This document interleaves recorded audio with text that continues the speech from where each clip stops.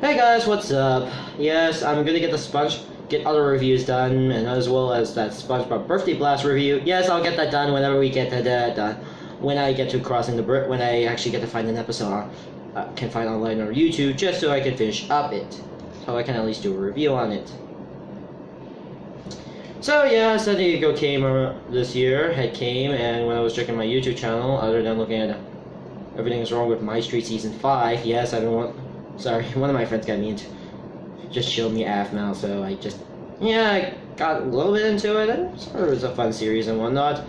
And I admit, it's kind of one of the popular other channels on YouTube, which is basically mostly about more Minecraft roleplays, at least more safer roleplays, I believe. Yeah, I know, it's kind of the weirdest roleplay series I've ever seen, but it's alright. I don't hate them, by the way, I sort of like them.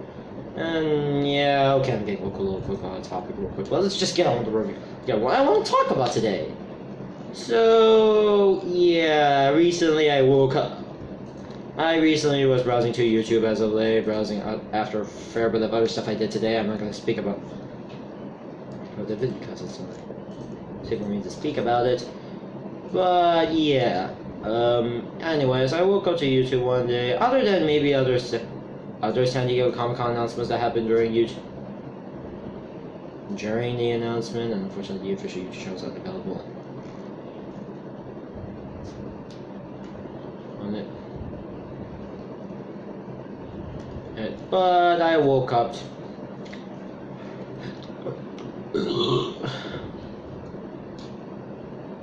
Oh, sorry, I was just checking it. Oh yeah, DuckTales. I need to go around reviewing that. Oh yeah, sorry about that. I was just checking something else. I really need to catch up on DuckTales, really. Sorry if I haven't been catching up with the shows as of late. I've been not catching a lot of cartoons as of late due to a lot of other things happening in my...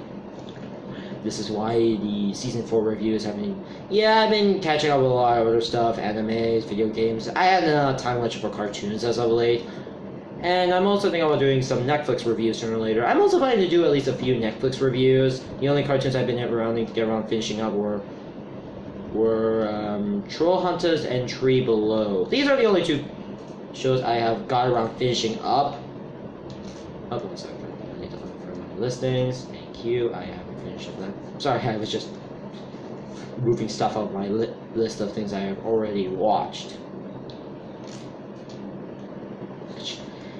Anywho, I really need to check on a lot of the other San Diego Comic-Con stuff, but sorry, I'll try to go. I'm sorry, there's a lot of other stuff on San Diego Comic-Con that's coming out this year. Anyway, back to the main topic at hand. So yeah, I woke up this morning to see Valesca Bomb 94, which I'm subscribed to this guy for some reason, posted a video, and then I immediately checked this. There was a Sonic the Hedgehog. Ok.KO Sonic the Hedgehog crossover. I checked the official video. I checked a little bit. Checked the official video, and yeah, it's kind of true. So yeah, we pretty much got an actual crossover. And here's my mind right now. Impossible. Sorry, that was just a bit of the clip from the actual crossover. Let's just... So, my personal thoughts so far would be... how is this even possible? Yeah, anyways. Anywho, also... So, yeah. This was a thing. No, personal thoughts, I saw the trailer was pretty cool, and as well as nice little references, I just find it impossible. Then again, this is coming from the same guy who had, when you have watched the Ubisoft trailer for Brawl, of every Time characters coming to Brawlhalla. How was I so yet surprised? Yeah, that reminds me, I need to somewhere at one point need to get some mammoth coins to get all the Brawlhalla skins. And to get at least all the Adventure Time skins particularly. Anywho, back to the review. Anyways, back to what I want to talk about. So yeah, I saw it, pretty cool and whatnot, and yeah, apparently that's so far Ok.KO is still occurring right now, so yeah, most of the Sonic fans. Here's my reaction. And yeah, then again, I said my reaction being... How is is this even possible? Okay. And yes, I'm a fan of Sonic over the past few years. Well, I admit I'm sort of a fan of Sonic, and yeah. But today, why am I... So yeah, in celebration then, and also to probably get more viewers on my channel, I'm doing an Ok.KO more sort of recap slash review. Ew. So, yeah. So, particularly I'll cover... So, yeah. This is going to be sort of a recap of most of the series that happened so far with Season 1 and Season 2. So, I'm only going to cover the first 2 seasons. Now, I already covered a fair few stuff on the channel. I feel like also doing maybe some redos on the show. I also feel like doing some redos of what I want to review. Some redos. Please know I haven't seen every episode from the French series, or it might be some episodes I haven't seen yet, such as some episodes like the shorts as well as other things, so please know that they're not all episodes I have watched. Please know I haven't seen a lot of my episodes in the show. I haven't seen a lot of it, so I'm not going to cover certain episodes, so yeah.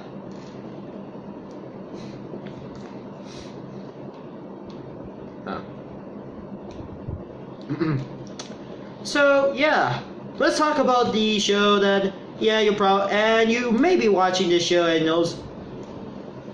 So yeah, pretty much this is for those who are new to KO, or those Sonic fans who want to know much about Ok.KO before diving into this crossover. Even though you don't get just try to watch it, but I recommend seeing what the show is about. And yeah, yeah, this is for newbies and Sonic fans.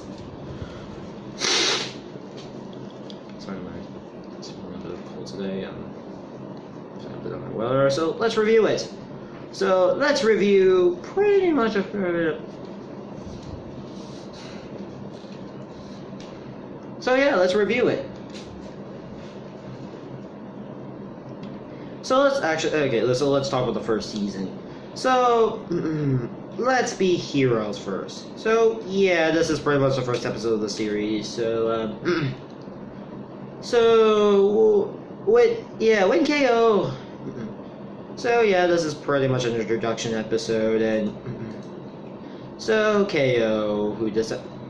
Look where his hero cause while his mother. Carol just get in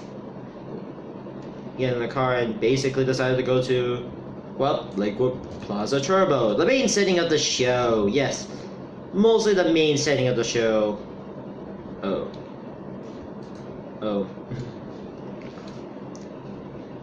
Because his babysitter is currently fighting the flu. Apparently, the fighter, apparently, dad's a creature, apparently. So, yeah, she's too busy. Oh, yeah, punching Julie, I forgot to mention her name here. Yeah, she's going to not play too much of a major character in the show. Let's just get on the episode.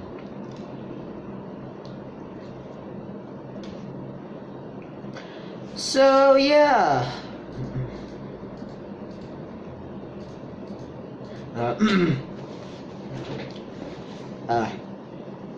So really after that they decided to drop the most exciting place to become superhero. The two arrived at that, and we see probably the other character, Gar, a guy who basically with a bow tie, yeah, a bustle guy with a bow tie. Oh yeah, introducing himself, and he were on point together, and yeah, Carol and Gar were basically at point at this point. Yeah, Mr. Garf, his car, via car, everything up, yeah, and decided, KO accepted a job for to work at the Bodegas, the other place in the show, and reduce Carol's basic fitness dojo with her students and everything else. So yeah, and everything else, KO decided to go into that, and we get to some random other minor characters that just appear here, just backup footage, and also everything else. And yeah, he just decided when to buy some stuff, and bought some equipment to become a hero. Typical. So yeah. So, upon getting to the store, he has gotten a few other items, everything else. They introduce him to each other, KO. Yeah, we also get to the other two characters, Eden and Rad. Well, these two characters will be sort of... Oh, yeah, right. Oh, yeah, right, that will be for later. Oh, wait, right, one sec. Yeah, wait. Oh, yeah, So, yeah, apparently he decided to down the cave, also eat some electric nachos. Oh, that's it. Maybe some random nachos. So, yeah, that he started at his level 2 heroism, and yeah, talking about a fair bit of this stuff. And yeah, everything was nice until the last sound off and Lord Boxman, voiced by Jim Cummings. Yeah, you may know him as Winnie the Pooh, or that other Eggman, by the way. What's not exciting again. But for the review, let's go with the other version. So let's review. This is Robot. Yeah, this show does feel like they're starting to try to be a monster. Try to be a Monster of the Week show, but really it didn't become that much until, yeah, it didn't really become much. I feel later on season Z, but man, barely. Yeah, there's a good reason I'm saying this right now, because I feel like I was watching most of the show and barely, or at least somewhat, though they've mostly focused on them. Other times they just focus on other things. Well, it's probably make the show less boring, but hey. Who sends this robot named Daryl, the other robot in the French, destroy Liquid Processor Turbo, for a reason I'll talk about later, and the dumbest reason. No, KO is not. He but a solution, he will successfully find the robot, failed, and we get humiliated by a real magical skeleton. No joke, that's really his name. He was never given a name in the show. No joke, that's really his name. Yeah, poor guy, he never gets an actual name. And is friends with someone else that will talk about much in the show, like. Ooh, also share the video of the incident and everything else, and yeah. Then pretty much it continues. So Eden and Radical, which, yeah, for the rest of the, these two characters that will become also the other main characters, who I'm going to say or basically, yeah, for the rest of the, most of these retrospectives and whatnot, I'll call Radical as Rad, since most of the show does like to call him like that a lot in the show, so yeah, I'll just call him Rad for the rest of this retrospective. Continue the fight and finish up the robot. Okay, actually, Mr. Card just fit. If you care to realize he's near the becoming a hero. Yeah, oh yeah, right. And only Mr. Card just appeared and finished off the robot. Yeah, well.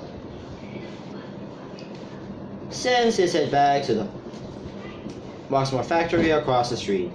And yeah, you know, just decided to come back to work. And KO just decided to work at this place and learned to become a hero one step at a time.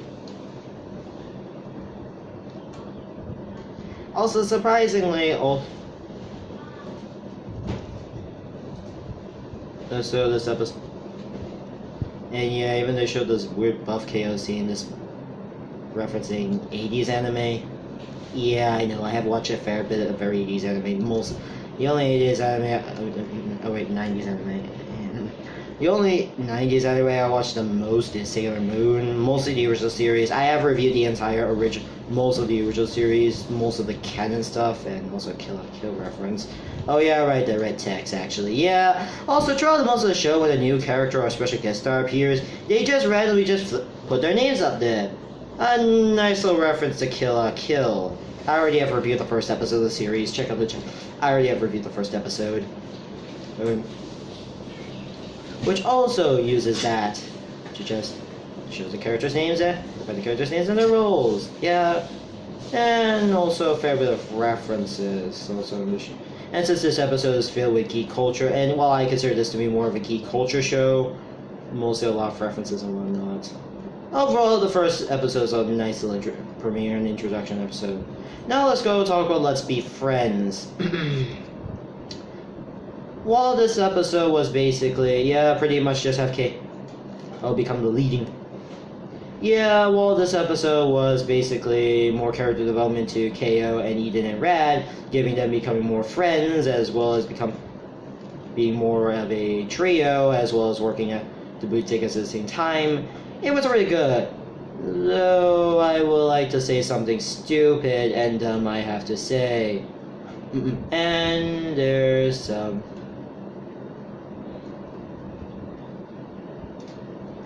talk about something the dumb and stupid thing about this. No, and yeah, so after we get to seeing more Boxmore, his first appearance, the reason he's afraid of these robots and wanted to destroy the bodegas was got to be the dumbest reason I ever seen. And let me tell you, it is to destroy friendship.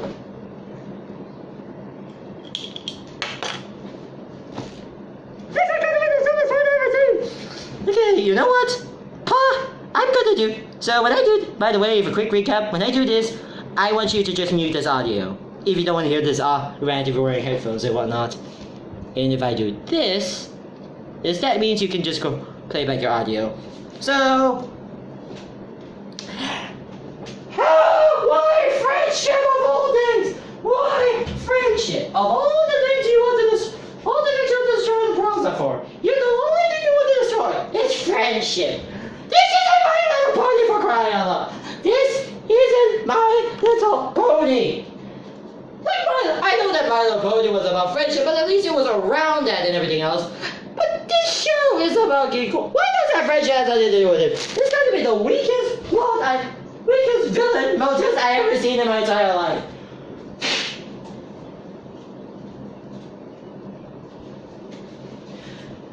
Man, Lord Boxmore, you became despite your voice by one of my favorite voice actors, you really need a better villain motive than just destroy friendship. This isn't My Little Pony! This isn't My Little Pony! If you're saying that in another show, if it was... Okay, back to the review. Anyways, back to the review. For content, okay, if I want to recap for those who just knew the audio because of the rant, and for context, I just find it stupid. Lord Boxmore's plan is to destroy the plaza is for friendship, because friendship.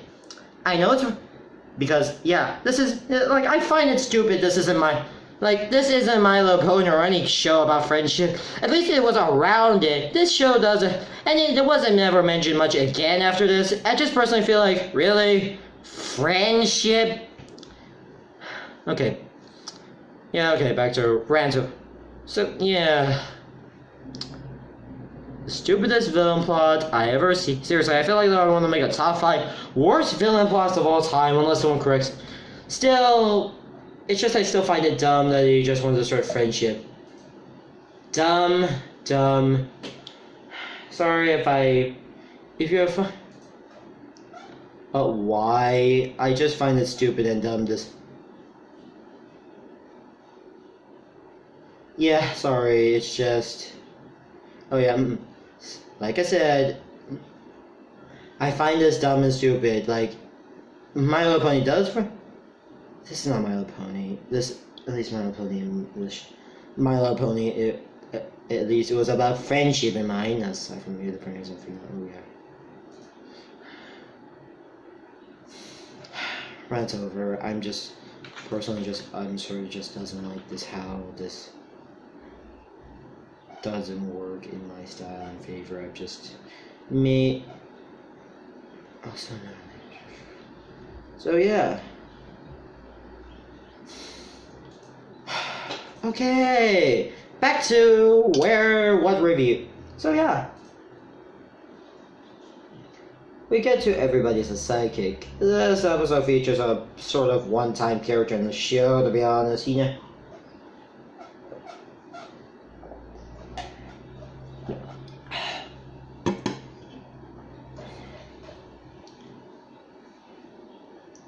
This episode focuses on a sort of one-time character in the series, Joe Cup. Yeah. Who...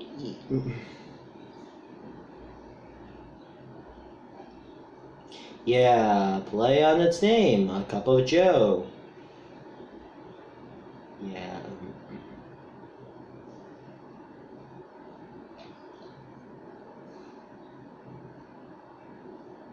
Anywho. So, yeah, this up... So yeah, this episode was mostly just to show mostly a bit more standards to it. A pretty good episode though, and it's more comedy focused. And yeah, let's not speak, and we do not speak about Joe, Luke, listen, where his mouth is. You don't want to know where the hell it is. A little bit, but a nice little episode though. He just appeared for. Yeah, he just feels sort of one-time character half the time. Oh, and by the way, there's also a character called Mr. Logic. By the way, there are also other characters they introduced, like Mr. Logic, a robot that I will not talk about much about him until we get to an episode about him.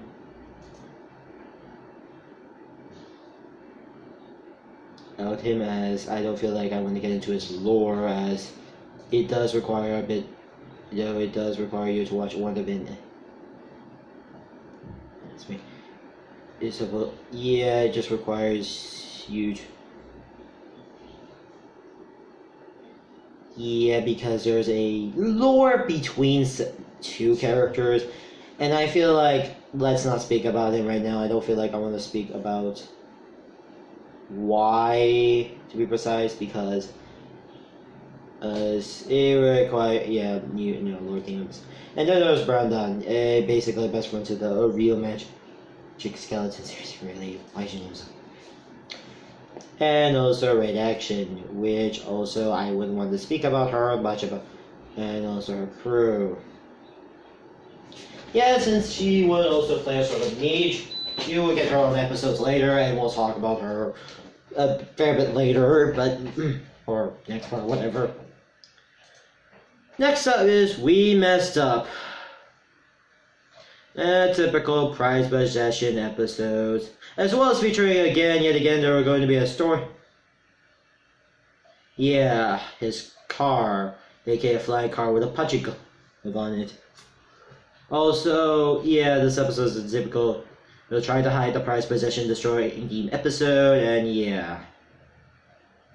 And also we get to this, also there's going to be a sudden story, and this is what the show decided to use the story element of showing Mr. Cars and Carol's backstory by showing this weird sandwich. Yeah, and showing something known as the sandwich incident. I'm not going too deep depth of what this incident has. It was shown on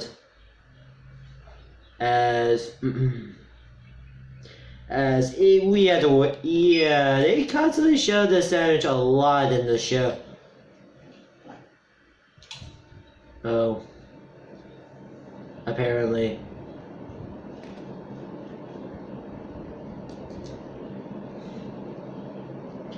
And then we get to Jeffro. Oh, and yeah, I forgot to mention another character in the show that also appears in it. And I forgot that also appears in the show. Cheryl. Yeah, she also appears. Also, this is Jeffro. Now let's talk about Jeffro real quick. Yeah, this is just a kind of like the every single basic Goomba in a nutshell.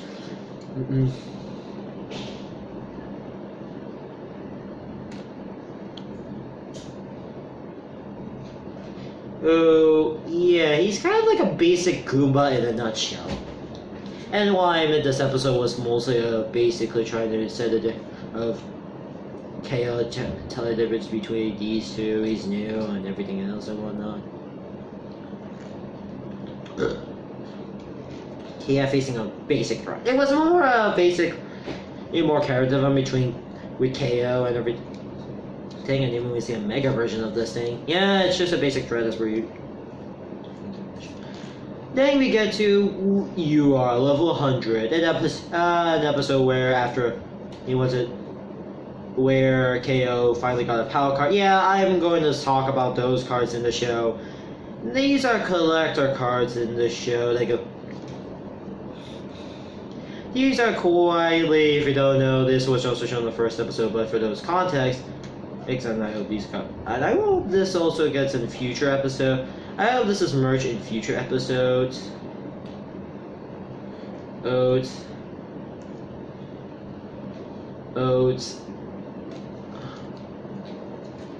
Also, power cards work kind of differently, also somewhat, but yeah, these cards are kind of collectible here, of getting renowned heroes and villains in the universe and giving some renowned cards. Yeah, basically they get cool cards. They basically heroes that kind of exist within the universe. Villains in the universe. And also their rankings are all odd, but I'll talk about much about it later.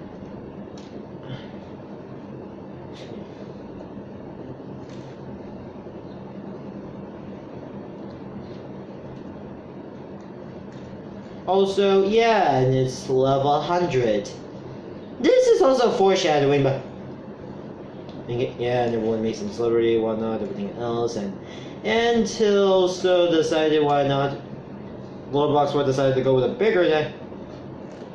They're all that basically fight, and it doesn't work.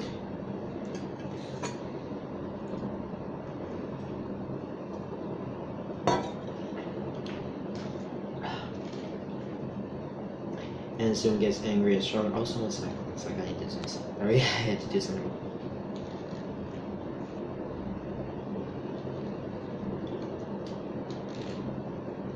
Oh, sorry, I was just burning some things. So yeah, sorry, my mind needs to burn some things, but still, let's just go with some things I feel like. So yeah, foreshadowing us. So another character we'll talk about sometime later.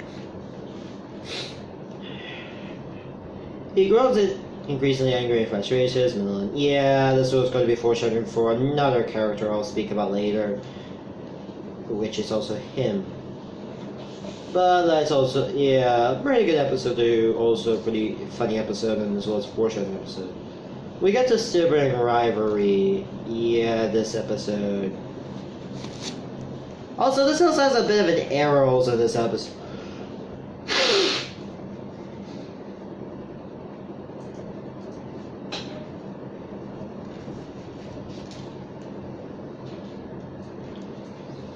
Ronaldo. Yeah, if you don't know, he's basically every sports type character in a nutshell.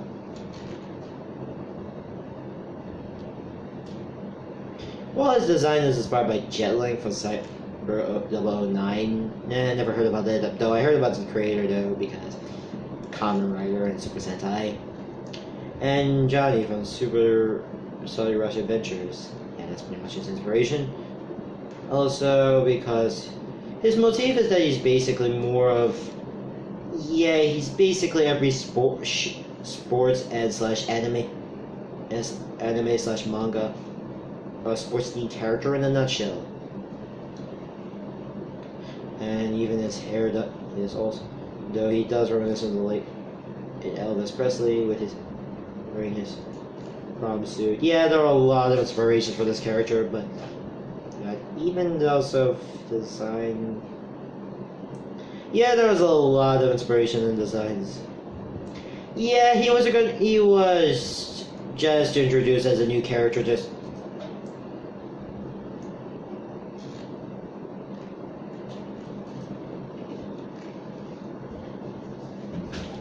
So yeah. And even backstory explains about him, but pretty much it was just introduced for as a new villain.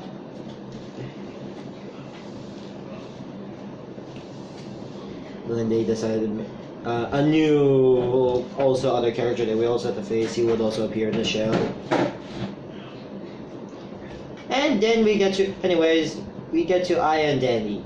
This episode is pretty much just introducing K.O's sort of love interest in the show.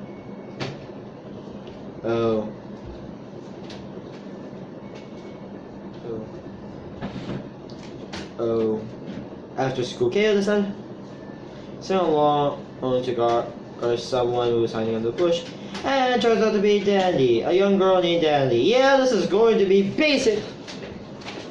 Well, so K.O is singing the theme to the Lakewood Plaza Turbo, the original, yeah, aka the original name of the show. The original name of the show. Yeah, the pilot actually, which is the actual introduction of the three characters, but I might give it a separate video as it's not necessary, as I'm going to assume that was an alternate timeline, and even the show confirmed. And there was also one episode featuring that. And yeah, and also this is really having a lot of different designs. But for now, I'm not going to talk about it due to being a short. But I'll talk about a lot of the other shorts maybe when I have time. But it's me. So yeah. Anywho, back to whatever I want to cover.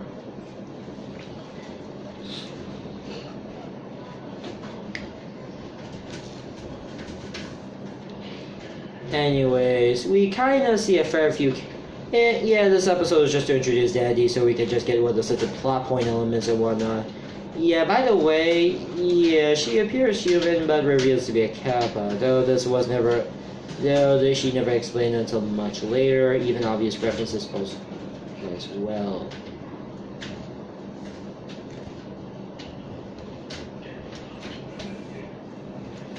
And also several other characters making pre-episode cameo appearances, or pre-season appearances.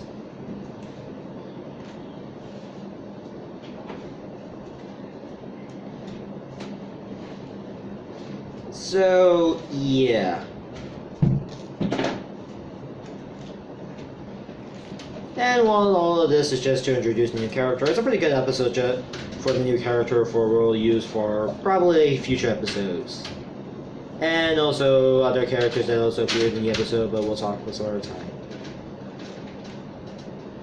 Next episode, You Got Me, the typical You Are Stone episode and whatnot. The character gets stoned. A pretty good episode. Yeah, Eden gets turned into stone and by a random wizard, and who didn't pay attention. Yeah, the rest of the episode was like that, but yeah. Also, there's also probably a bit of shipping tease, by the way, with Eden and Rad. Anywho, back to the review. Anyways, we get to You Are Rad. Okay, I forgot. Yeah, this episode is kind of the weirder episode of the bunch of everyone just. Hey, I'm just gonna put a hey, I forgot my tag today. Can I borrow your first? Sure. Thanks. And then, hey, are you? That other. Hey, are you? You Dan? No, I am Brandon. Oh, it's a typical weird episode. It's a typical, yeah. Apparently, everyone forgot. I know he's new, but I don't think this guy is equals to this guy. But nice little funny episode, but pretty much just going with it more the typical. Hey, I'm gonna wear someone else's tag and to get everyone on this guy tag. Okay, let's just go with this. This is the typical giant and shrinking of characters going giant episode.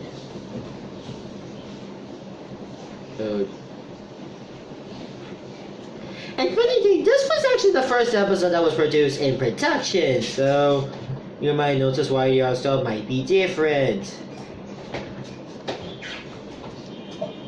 And from the final cut. Also, this is the last time that. Later. Oh yeah.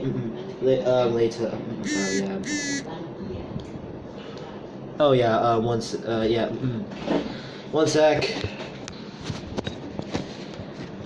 So, yeah. Just be a pebble. Yeah. And this was the last time that. Sorry, no, that's her name, right? Voice KO, now being voiced by Taylor, the English dubber. Goku's voice actress, young Goku's voice actress. By the way, if anyone asks me, I do recommend watch. If you're gonna watch Dragon Ball, I recommend watching an English dub because the Japanese dub, because I don't usually watch the Japanese Goku. After I realized the dub and stuff comparison, yeah, I think I'm not gonna watch it because of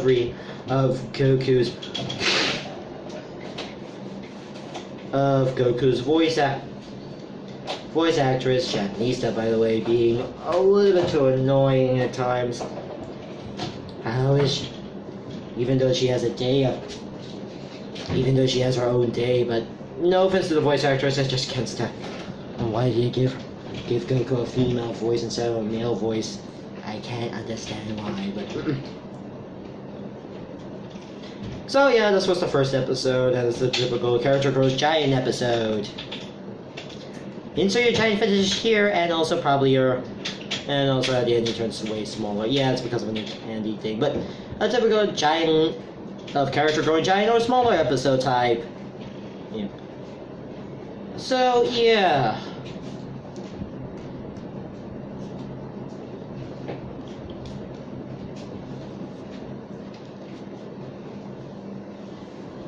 Oh, right, forgot. This is the second episode. Anyways, presenting Ok.KO. Yeah, this episode is another joke. It's the second Joe Cuppa episode. I think the other one I actually watched. I think that was a different episode. Yeah, giving the other one-type character something, and again he's doing water, and I'll be coming back to this guy trying to steal this lady for the nachos, and yeah, and then there's on his previous life, but thankfully the second episode is different. And until the director came around and did something, yeah, never see him back around again, so maybe a few cameos, but a good episode, a really funny one at best. Next one, do you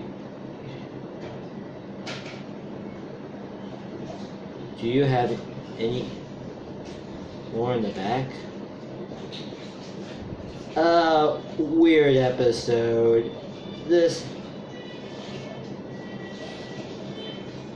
episode shows the back door room being basically a maze for crying out. Being for the most part like generated dungeon from a roguelike game. Really good episode, really interesting. It does feel like that, but there's a good here's the last two. And yeah. Good episode. Then we get to My Dad Can Beat Up Your Dad episode. It's an obvious episode that yeah. So, Bully says his dad beats up, he brings his mom, and yeah, this is also explain a bit of lore as to who KO's dad is. Also, we get to references to a fair bit of references to different episodes. Also, we get to a fair bit of video game references. And also, probably foreshadowing another certain character. Foreshadowing KO's dad. We never see KO's dad throughout the entire season. For the most part, at the time's recording, we never. Though there are a few mentions about his dad being. Also, the show does imply to be either Laser Blast or someone else. It was a good episode, and pretty much just goes with. Oh yeah, and the scene of cactus. I also do like the Carol verse. The fight scene in between Carol and the. Coming out of Sir, you know, another thing killing him, but also being fine and everything else. And also, all of them give them also understand. Also giving them dragon burritos. Yeah, that's what my cousin. Very much that. And the next episode we got Pest. I admit this episode was. Well, let me explain. A very good episode, actually. So, yeah, we got some random pests that would like to party all day, like they had to deal with it. And the ending was kind of emotional / sad. And wow, that's got to be the emotional episode I've ever seen. They actually got a life or something after that. Yeah. Pretty much emotional.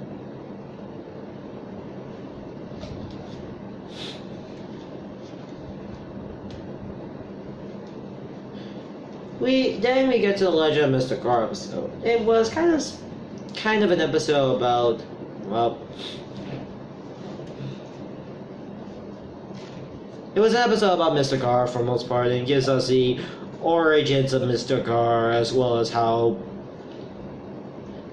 Rad and E didn't work there and how probably didn't motivate them and whatnot. Also, funny thing, Eden actually Eden's design.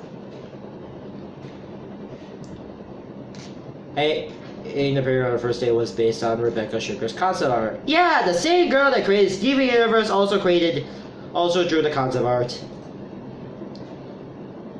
art. Yeah, that's where her concept. So yeah, nice use of concept art.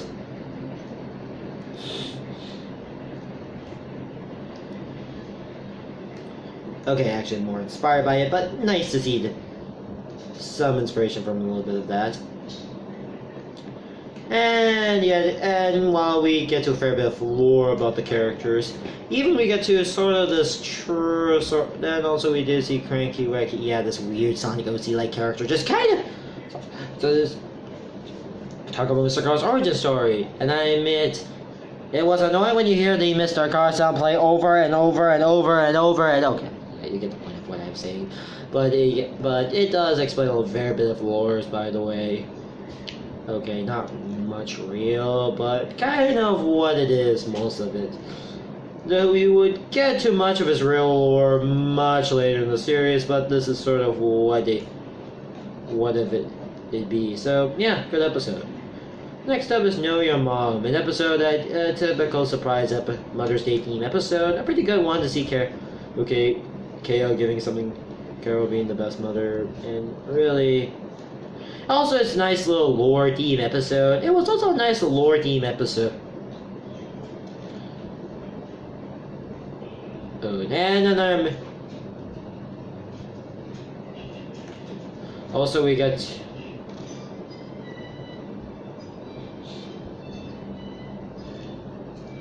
And yeah, we do get a lot of the nice little references and whatnot. And everything else. It's a nice little lore theme episode, even also mentioned in the sandwiches, but we'll talk about it and also still mentioned in the sandwich theme episode. Still, we would have to wait again. We get to We Are Captured. This is actually the first introduction of Venomous. The actual first production of Venomous, and also starting the more gay relationship between, and also the fan shipping on the gay relation, and also the obvious fan shipping these Boxmore and Venomous. Despite I don't see them having any kind of this gay relationship, I just see them as friends usually. This episode is the only time we actually see the villains winning for once apparently. Yeah. Also, surprisingly, Venomous' voice actor. I'll give you a hint of who his voice actor. Okay, it's Steve Oak. So yeah, his voice actor is Steve Oak. Yeah, Trevor Phillips from GTA 5, apparently. Also, I feel like the other week. Wow, seriously, this is what Trevor Phillips was doing after the events of GTA 5. Okay, jokes aside. Yeah, nice. Yeah. I feel like imagining scenario. Yeah, probably that's what I know him from, to be honest. I don't know him. There's also his role in Walking Dead, but I'm not really caring. So yeah, this was an episode about also agreeing to a relationship. This is a minion, and yeah, also wanted to go talk about business, everything else, and yeah. So yeah, the plan for go through and everything else, and kill K-Red and Eden just gets defeated. Also a nice look. And we also get to the Team Rocket reference. Friends, of course. And yeah, we get to also and also a Rambo reference, a Pokemon and Rambo reference within this episode. Still like Pokemon though.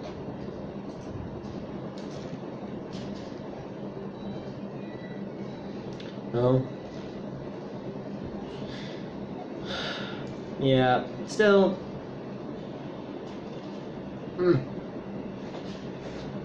Then we get to Face Your Fears. A nice little, another episode that pretty much a Gar focused episode.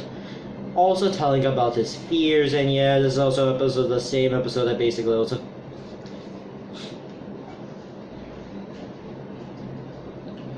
And yeah, even a lot of references to original. And yeah, we see a lot of fears in the episodes, including laser blast, and it also sees a lot of these fears that some of these characters do. And to Ricardo, I do really see there's something. Even we obviously had to get to a nice little, and even the exit doors with obvious reference to Steven Universe, because why not? And a cool eat it. And we also have to go with that weird Vine video meme. A Vine video reference. Tell me when Vine 2 is coming. God, I miss Vine right now. By the way, does anyone still miss Vine nowadays? Anyways.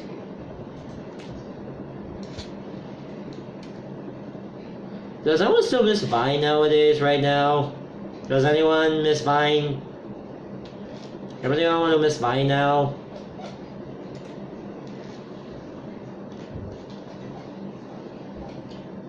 Yeah, I admit I'm just missing the days when Vine was still a thing. I'm still waiting for one day when Vine comes back. Like I said, I still miss the days when Vine is a thing. Vine videos aside, jokes aside, I kind of miss the days when Vine was a thing. And also, while I'm in Vine, Blend is a thing. I hope one day we get to, well,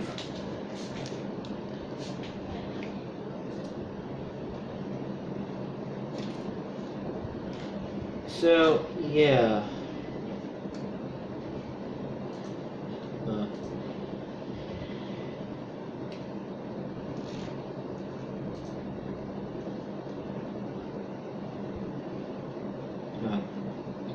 So yeah, Vine aside, I some days miss Vine.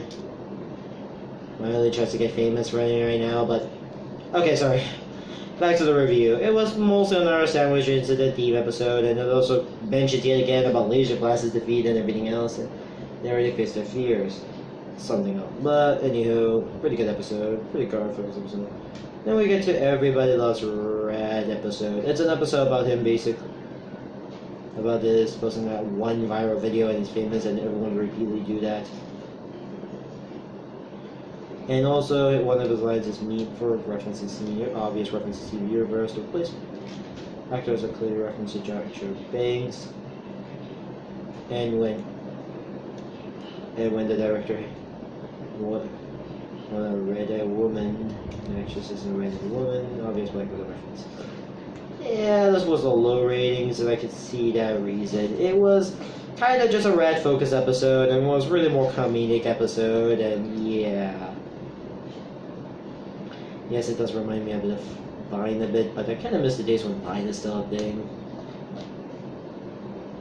Then again, there's going to be Bites or something like that.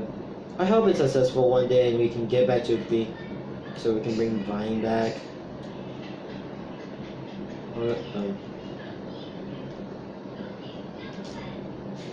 Oh yeah, yet again, still haven't been updated in a while, unless I saw it from my newsletter. Oh well, one day, yeah, still.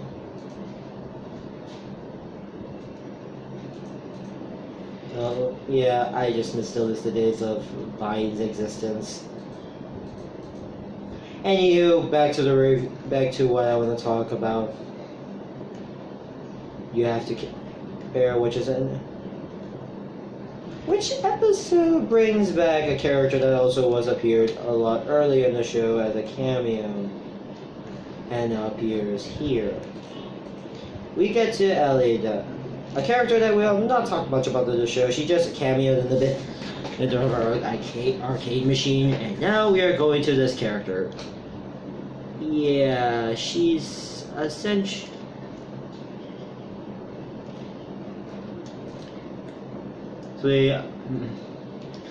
Right.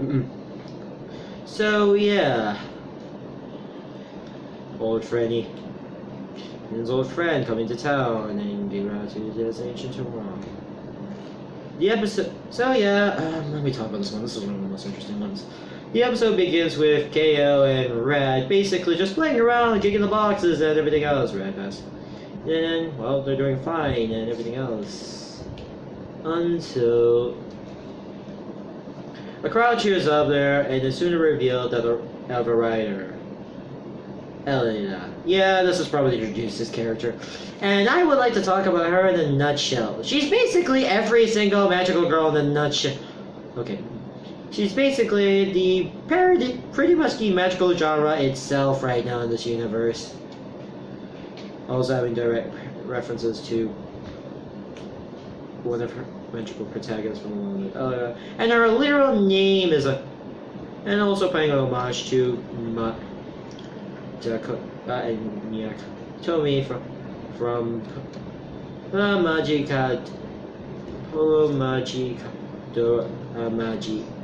Yeah, I've never seen it, to be honest. I personally will never cover that shit. If anyone asks me, I wouldn't cover this show as because I'm more into lighthearted magical girls, and I'm more lighthearted magical girls shows like Sailor Moon, Precure, or any other. More like Sailor Moon or Precure, for example. I'm more of those type than this, actually. I feel personally it's a bit too dark for my taste, and it doesn't feel much like a magical girl series. If you like it, you're okay. You have your own opinions to it, but I'm more a lighthearted fan. But back to the review. Carried Away, also yeah, and also shocked they found out about her. We also learned about flashback about her in the stories.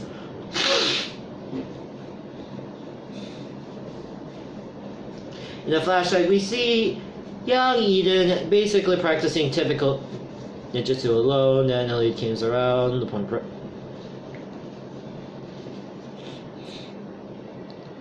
and yeah, this is also where a bit of the show's friendship was there, but personally, it doesn't feel much alright in the show. So, I presume friendship doesn't work in the show much by it.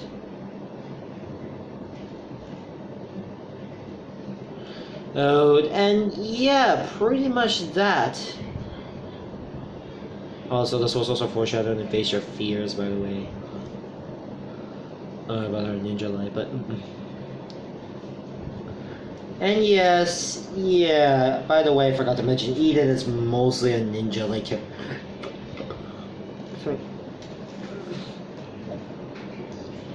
Is basically, despite belonging to a certain other family couple, a separate team from hers, but yeah, she decided, you know what, I'm gonna become a ninja.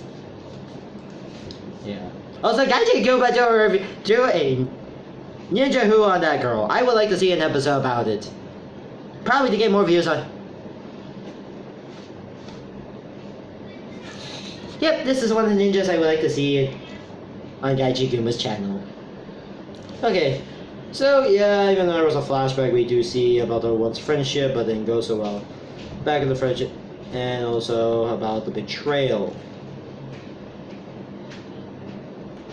And letting that out, and only betray. I've never seen her friends, she only befriends her, so you can learn how to confront her them.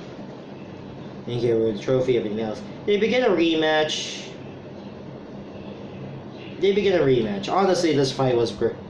With that. And then we do see the abilities, and yeah, she basically shot her best friend. Anyways, bringing 2 copies. She shoots the other, and it turns out to be only one, and she shot. As it strike down, the fans rush to her side after fish are beating up and everything else. Only be friends to learn, and well, she still gets her fame, unfortunately. That they agree about friends and whatnot. Yeah, I still don't believe in it because they're a new game and whatnot. But they just, you know what? I'm going back to my tank. Yeah, she drives a tank, by the way. And the episode ends with her necklace with asking how the Jingle Truffle friend went, and she just doesn't want to talk about it. A good episode, and really an episode mostly to discuss more about the past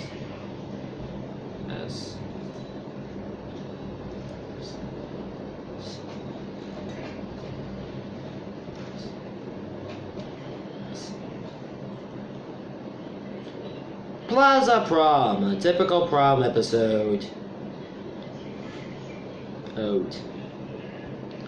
It was a prom episode, and really it was just a typical prom episode, so a pretty good one, though I admit I'm just gonna skip this for now because I wanna... So it's a pretty good episode, no, don't get me wrong, but I don't feel like covering a prom theme episode. Next is Second First Date. It's literally the cute... it's a Valentine's Day theme episode. Valentine's Day. In the middle of September at the time of this episode recording. Does this show ever have a consistent timeline sometimes? And also we do see Eden with a phone keychain of Naruto. And Ninja Team, yeah, Ninja Team. And also three mangas of Shonen. Yeah, apparently we get two obvious Shonen parodies. Yeah, because why not? Because... seriously, so we get to a lot. Also, we get to that weird, infamous kiss scenes. Sakura and Naruto accident kissing. Yeah, still my god, they don't count them as gay. And while I admit, and we get to Eden Red. Yeah, this episode. Oh yeah, right. And also, this episode was Eden Red. Also, yeah, this episode was mostly just character development for Gar and. Oh wait, this is an Electar theme episode.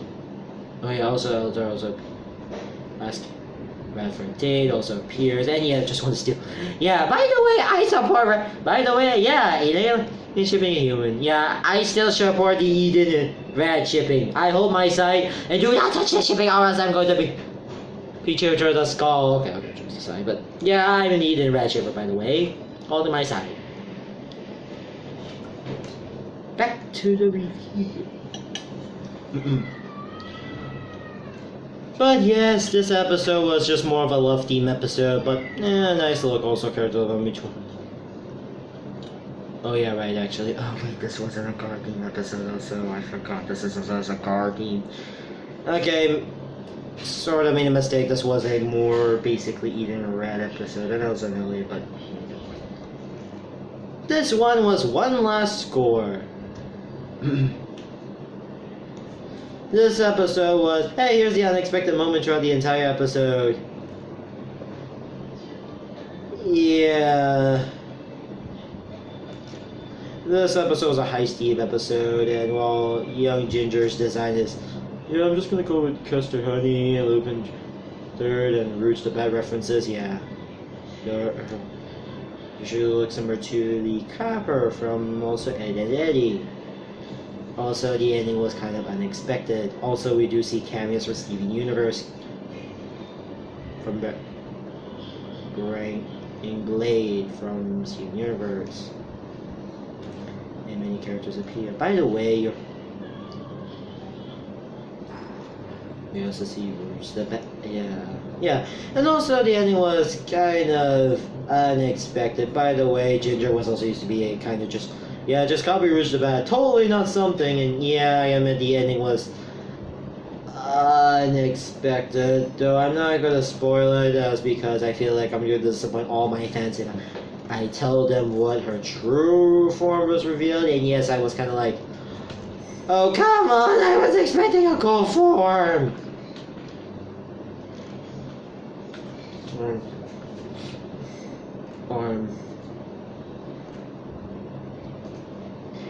Yeah.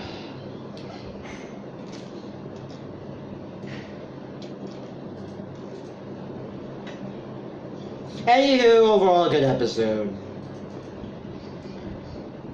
Next is a two-part 22-minute special. Yeah, if you're wondering why I also brought... Remember when I brought back up Year 100 episode?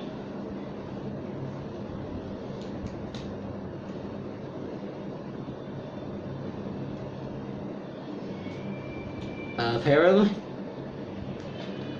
Only one sec.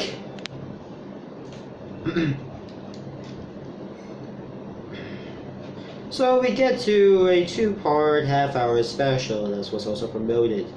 TKO.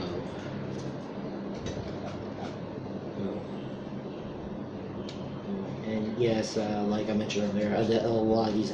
Remember your level 100? This kind of foreshadows this. The episode begins with a flashback of Carol and young KO sitting near a meditating pond. Carol introduced KO to focus on his troubles and leave the flies, who fought, Carol and everything else. And yeah, wait, actually that comes back to present day, not the fight scene. But we got back to the general fight scene, and we get to that. Oh, congratulating them on that, and forgetting that KO also, and forgetting KO didn't participate. He immediately deflects upon hearing this. KO is taken by Gar, cleaning up all the debris and from the battle and everything. And they're angry, debates, and we see this shadowy figure. Yeah, we never knew who this guy is ever again. Though he does look similar. I am also going to assume this is. I'm going to assume it's venomous because since he looks like that. Or it might be just laser blast. It's corruption or something. Or whatever. They walk the lake together and explain his true power is his anger. So after some scenes and whatnot, trauma powers and whatnot, he becomes TKO. Basically every single dark form in a nutshell. Basically every dark form in a nutshell. Yup, basically every dark form in a nutshell, like Evil Ryu, Dark Link, Dark Samus, Dark Pit, Devil Jin, Wario, Luigi, Shadow, and X, and many more. Okay, jokes. And also, kind of acting like the Dr. Jackal Mr. High of this universe. Yeah, there are a bunch of references I like to say. And also, yeah, angry-based transformations, like basically just pretty much Dragon Ball. Dragon Ball in a nutshell.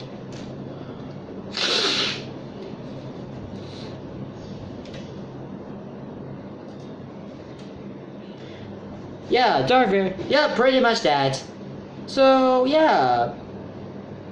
Basically that. Back at the plaza, we do get to see another Daryl attack, who is several times larger. Larger Daryl Canes, kind of cannons, and TKO just. And then he was just destroyed. TKO destroys it. Randy didn't were amused of his new found power, and yeah, cut to the next scene, presumably the next day. Carl drives TKO to work. TKO is silent and ignores his mother's words at work. Even Red were just curious about this new form of faith. Then calls it cute. This makes him angry and basically challenges him to a fight. TKO just punched Red to orbit, and he didn't manage to keep her own in the fight until reaching Takaro's dojo. And then we get to pretty much a lot. Most of the business and everything, and also most of TKO just wanted to kill KO for crying. He was stopped by KO in his mind. Later they had a mind fight, and totally just copy some enemy. And then totally use some outrage music. But also this was used in the edited version of the TV show. But this was used in the theme song, but edited. And so, yeah, Sentai reference. Do you watch Sentai? Okay.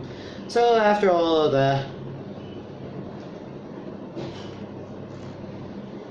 keeping away from and apologizing his actions, though everything else and whatnot. A newfound power. KO products the Mysterious Figure card, which turns out to which shows his power card to be 8. And then glitches out of his hand, and reveal it's a -8.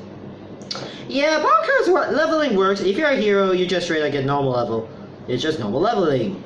Villains, negative level. Apparently just negative level. Okay, I don't get the leveling working in this franchise. Like, really? Villains get a negative level? Maybe a change of color would do. Maybe that would do, though I feel it looks like they've been leveling down, for crying out loud. Though, pretty much they feel like they leveled down.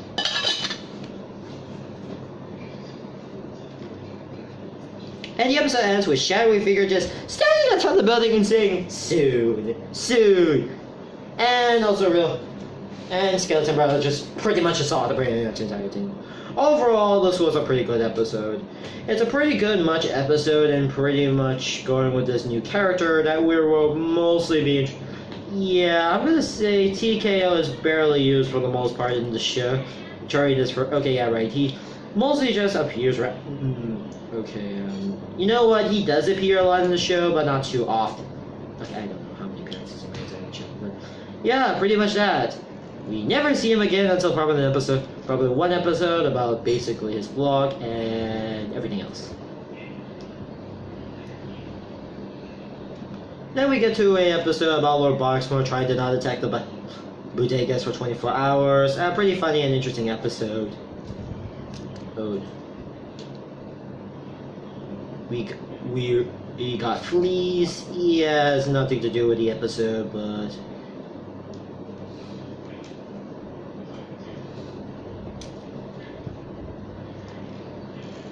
So, yeah, this episode is basically a furry theme episode. Yeah, this episode has something to do with furry, so be warned if you want to do it, just skip the episode. Just wait for it. You know what, let's just... This episode is where KO, Erad, and Eden just basically become furries throughout the entire episode, and... Yeah... They got bitten by Roach and then become furries just to defeat a new character. Defeat Makaya. Yeah! Yeah, this character.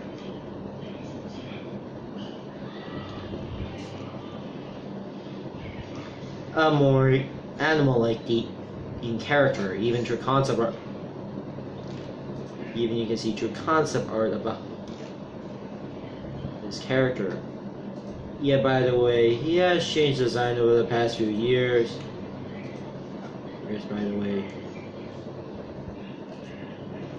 And yeah, by the way, they decided to go and decided why not back to the beginning reason. Decided to go into I'm going to say just to find out the trends on back to normal. Yeah, they just went to a furry convention. Yep.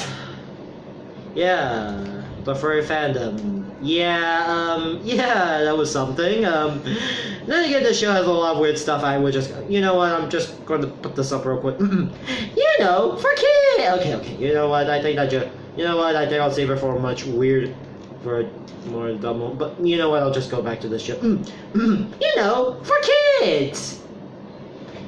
Yeah, I'm still gonna use this joke since the Saturday is using since he's not using this joke anymore and using the family picture, which never a fan of the joke, to be honest. Never a fan of the family picture they introduced in Son of the Mask. It's not one of my favorite running gags of the series. I prefer, you know, for kids more over for a family picture any day.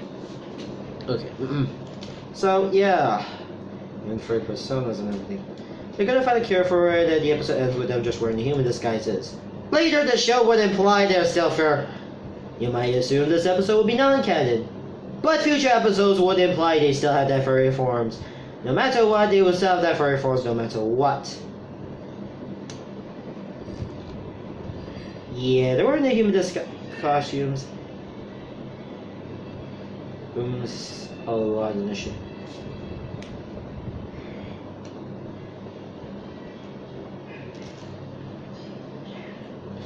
Yeah, the show is going to imply they still are in the show. I think maybe a few times, not a lot, but a few times. We get to normal power cards. This is an episode that basically just goes with a more, kind of goes with a more racist idea of a prejudice and racism theme episode. Yeah, prejudice and misconcept theme episode. Also, this review, because Daddy is a Kappa this whole time. Or was it that she was always that and we just never see it? So KO was with Daddy going about discussing their ship was about the copy hunting power cards. However, when KO basically just comes with his own shares, By the way, there are he just and that's when else these characters from. Then he just states that she can't have her own due to she being a Kappa, and we get to the prejudice as well as misconception type episode where he decided as he was there to the town. So upset with this, he tried to destroy their power cards in the volcano and the episode. But they can't do it as they hold friendship to change. Yeah, instead they decided, you know what, let's just destroy it. Also, funny thing, the episode end. This is also the same episode that ended with the. Also, the episode just basically it's decided, you know what, let's end the show. They accidentally just played the wrong effect and outro.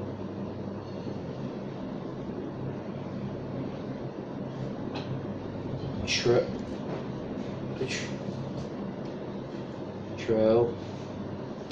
For another different show that Ian Whittle also created, which, yeah, aka the creator of this show, by the creator of Ok.KO, the show I'm reviewing right now, also worked on Steven Universe in the past.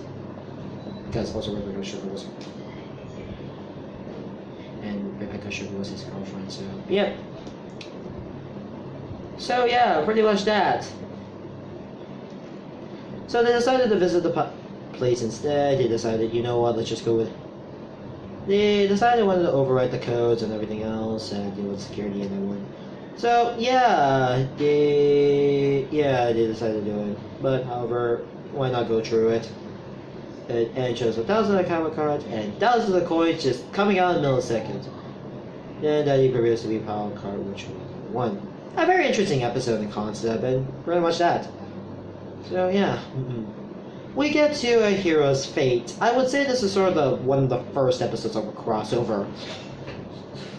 One of the sort of first episode of the show's like crossover. Technically, this is sort of the first crossover.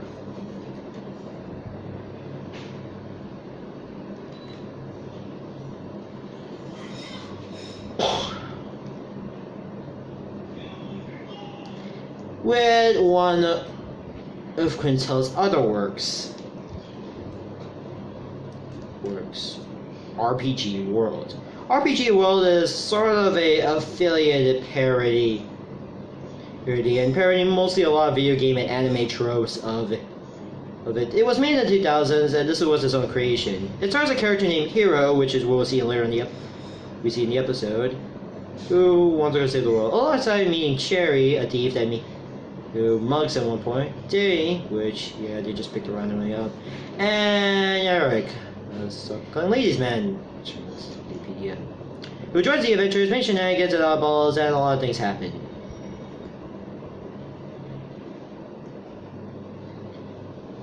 By the way, after this episode, I read a bit of the chatter about this guy before we had it, and this is sort of the first crossover they had with him, by the way. And yes, a lot of people confused him with Cloud. Yes, despite being designed similarly, this character was basically, hey, let's go design Cloud. Basically, what if you fuse Cloud with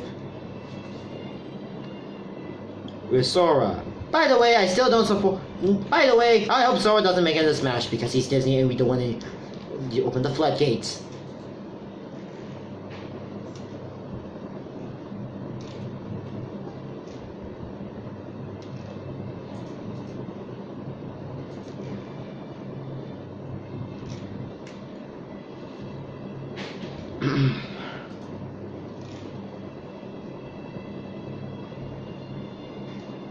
So yeah, this episode. Sorry. So yeah, 1 second, I need to get some water. So yeah, that's what I'm saying. This is. Yeah. Hero's Fate is basically the episode itself, basically just being. Alright, but let me explain the actual plot of this episode actually, and then we'll just talk about why I think. Okay. After fighting a massive. army of boxmall robots. Yeah, the show barely focused on them. Even our main antagonist of the show, even. Yeah, I feel like sometimes, yeah, sometimes I feel like box robots feel barely they appear in the show despite being always in the intro sequence, and yeah, most of the plots of the show barely focus more on them, and yeah, I know, but well, but other villains also do exist, but he noticed his power card still has him at 0.1. At first, he instincted to continue training, however, he never decided to take a break. She weeks in the kiddie pool, why not? Interrupted by a limited edition. A Darrow Cowboy limited edition. However, he was quickly defeated by Hero. Oh, yeah, defeated by Hero, the character I speak about earlier. Yeah. My favorite Ok.KO character. Hero. Okay, then yeah. My favorite video game character. My favorite web series character. Hero. Okay, no way, but by the way, yes, I have read a fair bit of the series, but yeah, he's basically he wasn't given a full name actually. Ok.KO is easily impressed by the hero and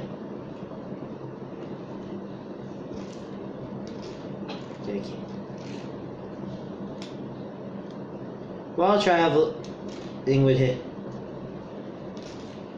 he tells KO, yeah, they went on adventures to fight monsters and grind to reach to his arch enemy, Garvera. Yeah, that's his arch enemy.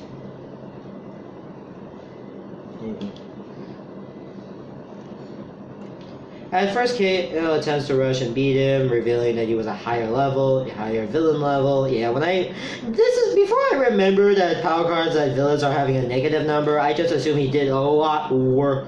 Really, he's just gonna be a pushover or something. Yeah, sorry, this is before I learned power cards, much about power cards. But yeah, however, KO is that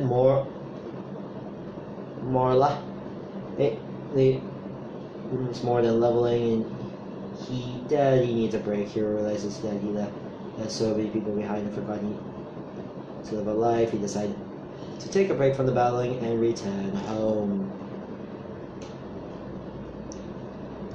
KO returns to the pool with Red Needed. I'm gonna assume not too long actually. And when if he looks at his cow card, KO says that he can wait. Then we get to a special epic log and then we get to sort of a special epic log. Where we see Cherry. He went back home with Cherry, yeah, one of the other characters, and also two other characters that did appear as maybe cameos towards the end. It's revealed they got married, they had chill, a year later they just went, you know what, family time adventures. Cheers. By the way, this ending epilogue also was also done in the comic book style, nice homage to the original, as well as a sort of fully absorbed finale. Yes, this episode acts as the fully absorbed ending.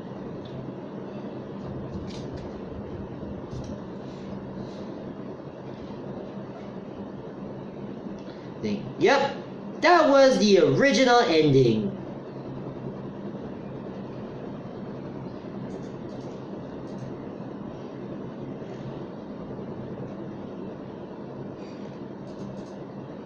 Yeah, this episode just acts as basically a finale to the just act as a finale to RPG World, even though it didn't have one, and it was done in.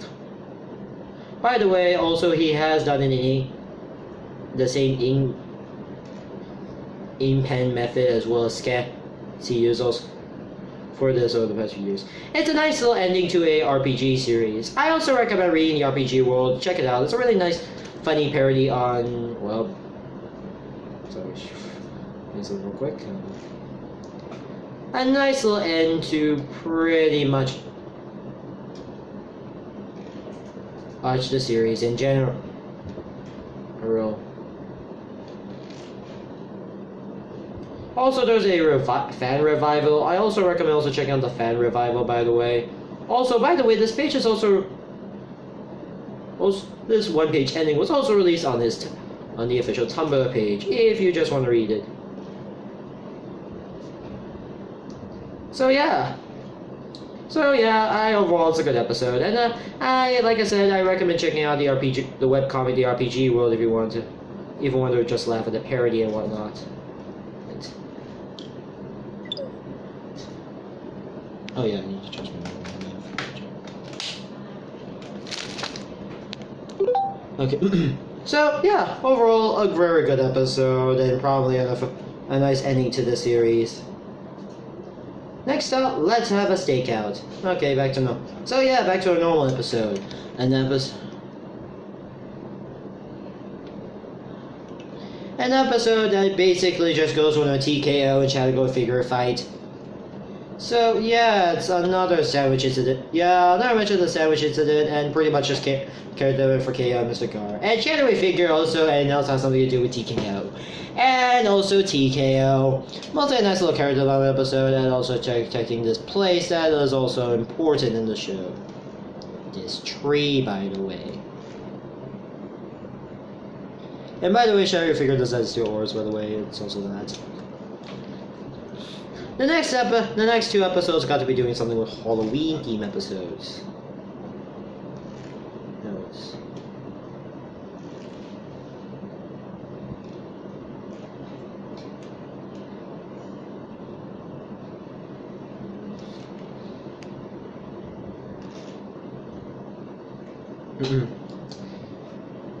Oh wait, that's someone else. Sorry.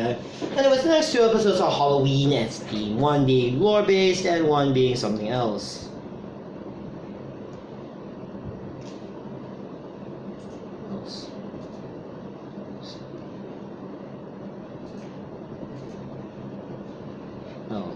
So, so we get to Parent Day. Parent Day is an episode where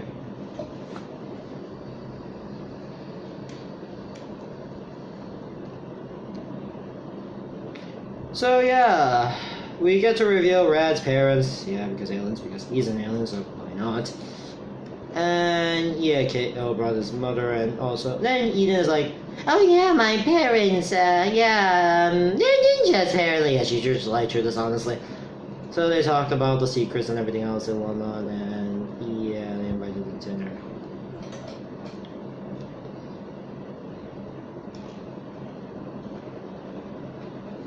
So yeah, so yeah. So having a lot. So yeah, they decided. Rad and KO decided to stake out, and when they finally get to reveal that his father is a werewolf and our mother is a vampire. Man, and this has got to be the weirdest Underworld reboot I ever seen. Anywho, the episode itself was a nice little episode. Also see with our parents. We also see the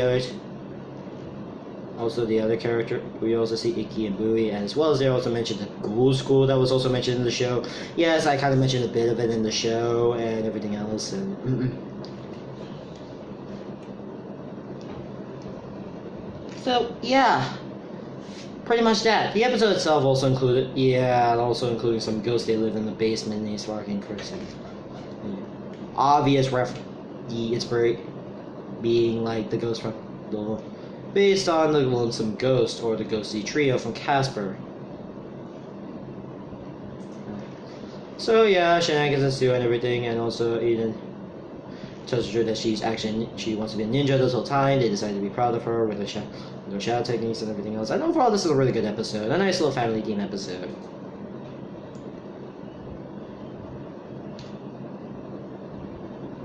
Next, we get to this episode.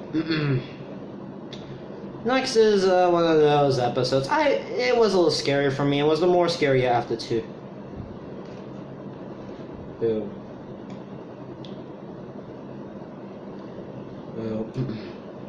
So KO got a new mob. Oh yeah, like I said, Parental Day was a good episode, by the way, and everything. Next we get to... Alright, now let's go with We Got Hacked. Again, we need to use the We Got title again.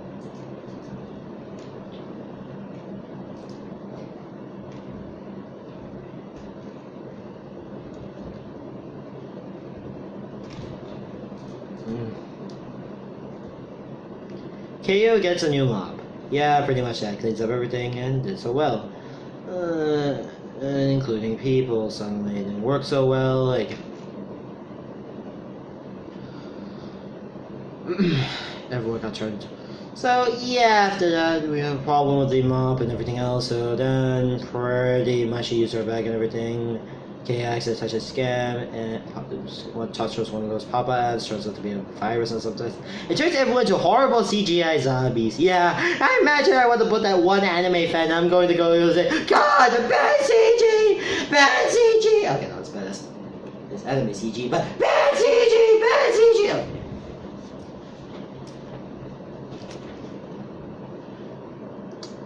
Yeah, if you get the reference, congratulations. I know you're an anime fan. So yeah, everyone got scrubbed in the store, almost everyone, everything else. So yeah, they decided they tried to find a way out of this, deal with the glitch, and decided to go with the alt tab to control alt tab at the same time. They did, clearing up the virus. Everything is straight back to nowhere except for Chaos face, and yeah, that's pretty much it. I'm assuming this episode was also non-canon because I would assume that we didn't see that face ever again. Thank God, but still. Yeah, a pretty good horror theme episode. It actually gives me good frighting and scare. It shocks me when I see the CGI, zombies. Anyways, as much as I want to use a Ubisoft joke, that joke is dated, and Ubisoft got better in recent years.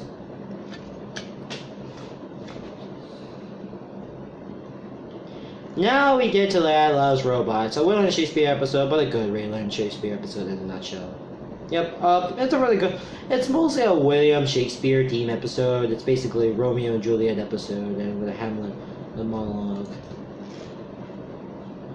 By the way, I never read any of these two, but...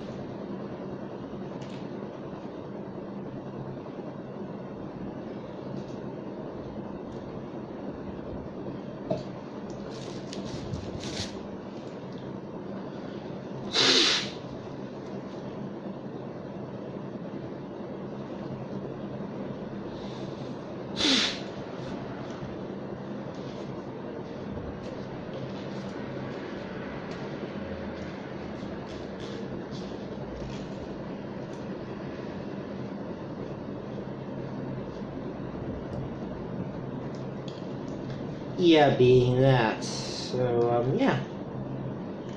So, yeah, it's kind of a Romeo and Juliet episode. A good episode, and feels more of a music.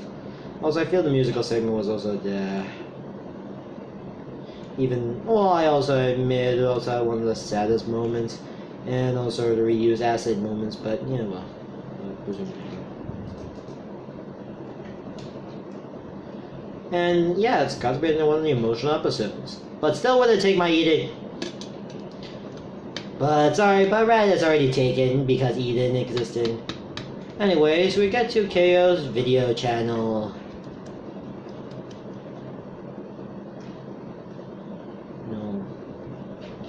No time card. No ending card. In addition, this...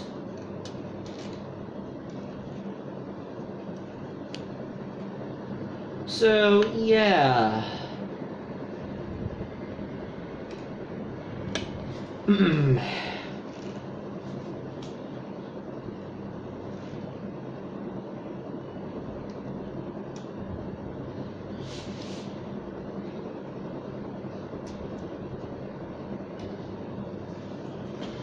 And also, so this entire episode is basically a bunch of videos of the show so far. Most of the show that happened so far. We get the first video being either Red basic of a typical tricks video. Then we get to the second video being a how-to video.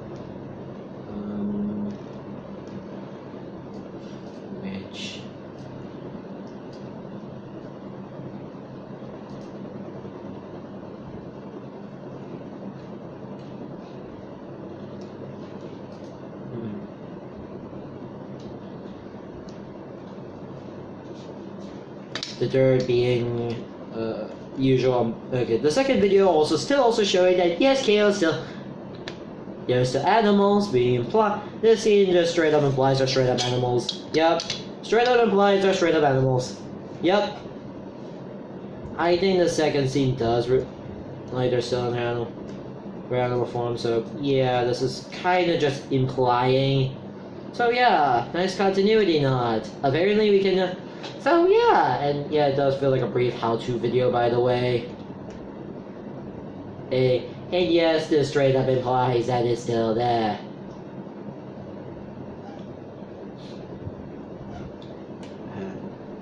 Yep, pretty much that. It still basically shows that he's still in the animal forms. That's what it's called, and yes.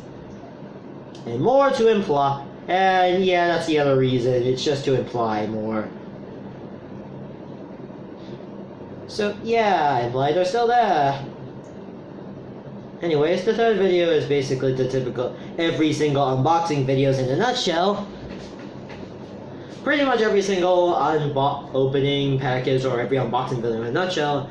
Then we get to a anime music video. Yeah, I'm not really a fan of those, by the way. I'm never a fan of anime music videos myself. I barely watched, seen some thumbnails about it, but never a fan of it, to be honest. I'm gonna be real here. I'm never a fan of any of those.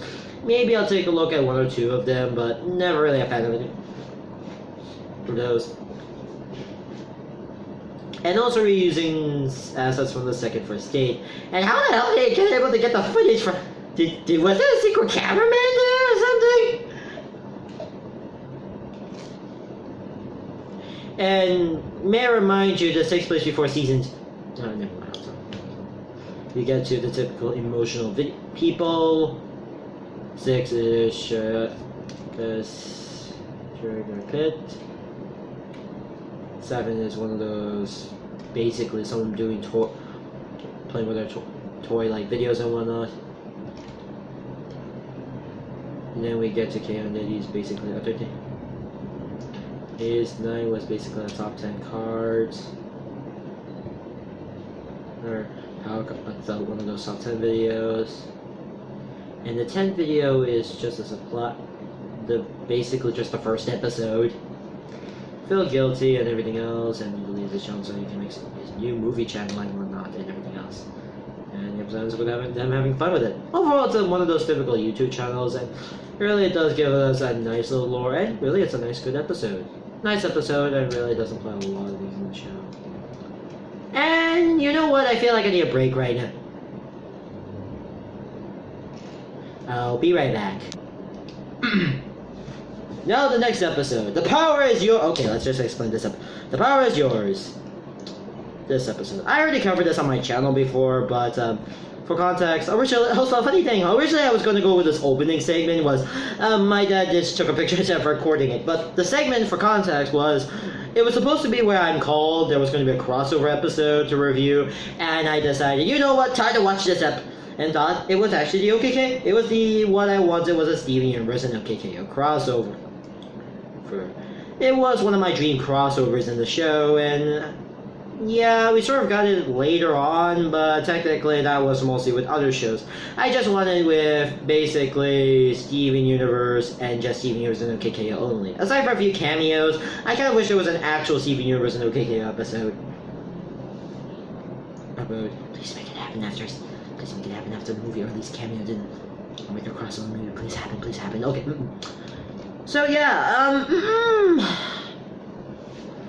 So yeah.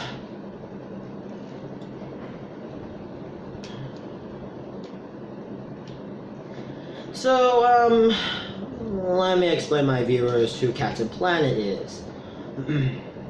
Since most of my friends, since you probably not know, if you're too young or have only seen this, not know who it is, let me explain Captain Planet real quick.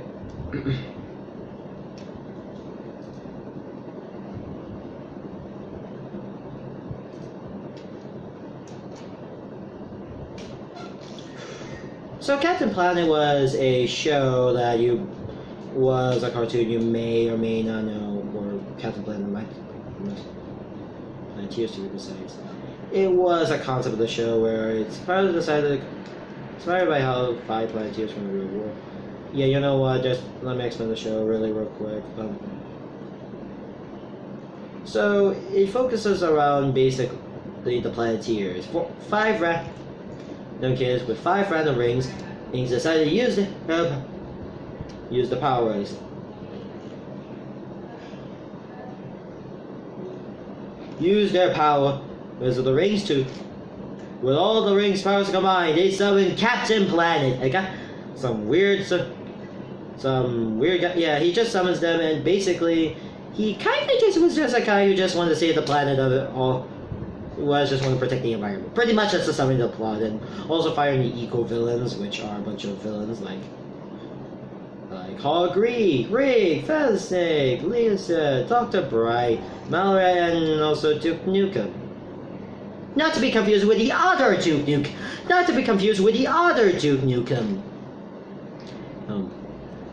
You know, the guy with the gun? Yeah, there was also a lawsuit between these two Duke Nukems. Yep. Yeah, his name was changed due to with the other certain Duke Nukem. Yep. It's funny how the character has no trait. Yeah. So, yeah. Yeah, I wonder if anything, imagine this guy fought Duke Nukem. He would be just, yeah. Alright, anyways, back to the review. So, yeah. And pretty much just going with these typical environment messages, and yeah, that's pretty much it. It's mostly just... mostly about them just protecting the environment. So yeah, we get Kiwi representing Earth, though the unofficial leader. Wheelie, we fire, then got Win, G, Iwata, and Mati, hot. Yep, the most useless okay, you know what, I'm not gonna... Basically, Mati is the Aquaman of this universe, of the Planeteers, because he's kind of useless throughout most of the show. Okay, to be fair, he's sort of OP in his own rights, but... Yeah, sorry, I think I might... Sorry, I thought the 4-4 stuff is just... Yeah, it's kind of weird when you just realize they have to add out... Yeah, I'm very sorry. One sec, my mind just has nostalgia quick stuck in my head and rhythm on that one. Yeah, by the way, yeah. So, yeah, that's pretty much the concept of the show in a nutshell. You know. Yeah, that's pretty much the... And why I made this show was mostly just to, well, basically just... Yeah, that's pretty much Captain Planet in a nutshell, really. I admit there's not much to a plot, and I might go maybe do an apology to why I remember seeing this crossover and asking, who asked for this? Like, I see nobody on the streets wanted a yeah, this was also straight announced, and I remember that crossover announcement. And I remember the Ok.KO announcement of this episode's appearance was... Okay, who asked for this crossover? For raise up your hands. Barely anyone. But to be let's review here, I just assume that we actually get to it. Anywho, let's get on with the episode actually itself.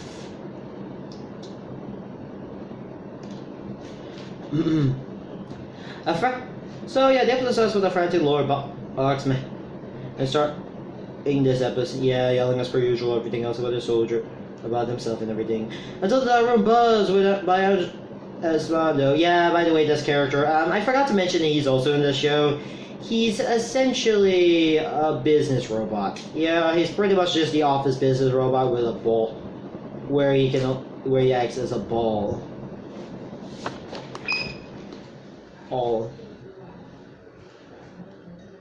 Yeah, he's mostly this ball-themed character, to be honest. So, yeah, pretty much that. So, yeah, pretty much that. Having some official experts in, and we see the fact that there's pink smoke windows and everything, and it reveals to be Dr. Bright. With her With our unofficial attentions, Mao. Yeah, the no-joke, that's his literal name. Yeah, pretty much these two characters. The other Captain Planet villains of the series. Shisa was the livestock and decided, you know what, let's just pollute the planet so you can create tons of money, everything else. And so where they can live in the world, Dr. Retreats are just... So why not? Because no one believes in the climate change is real, yeah, yeah, by the way, I've got a confession to make. I'm also, come to think of it, yeah, I may believe. Still, then again, nobody else believes in climate change nowadays, but still.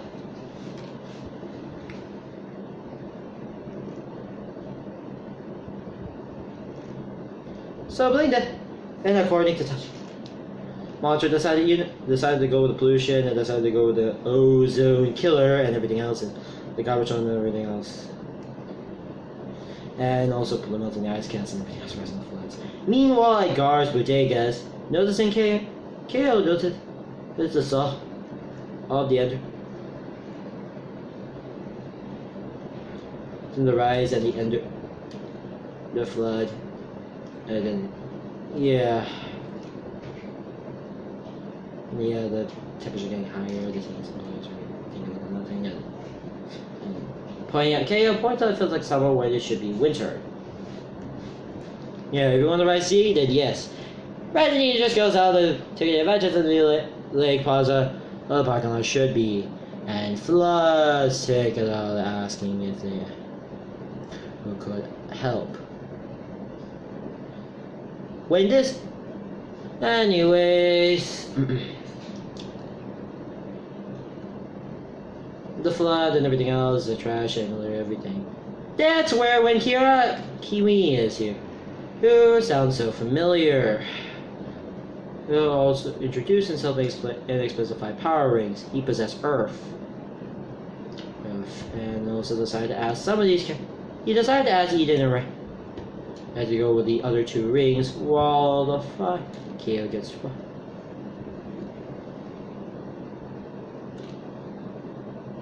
And KO get. Oh yeah. Actually, let me just get it in order. He gives Rat the fire ring. KO gets Eden in the water ring. KO gets in the hot. Yeah, congratulations, you're now Mati now. Okay, all jokes aside. And just need one more member for the last ring.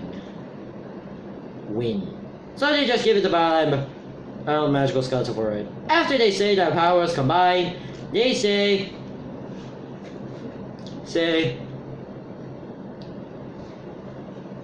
after saying on the plat, when the powers combine, I am Captain Planet. Yeah, we got to the point of the script. Nice little call. And while, by the way, the reprising yeah, these two did reprise their. Yeah, by the way, Kia and Captain Planet have, with both of them having the only two having to reprise their roles as well as the character's appearance, because the other voice actors at the time, yeah, they had other jobs, and while that. Oh, and by the way, an obvious Pokeball on the water, of course. So like all that was a little.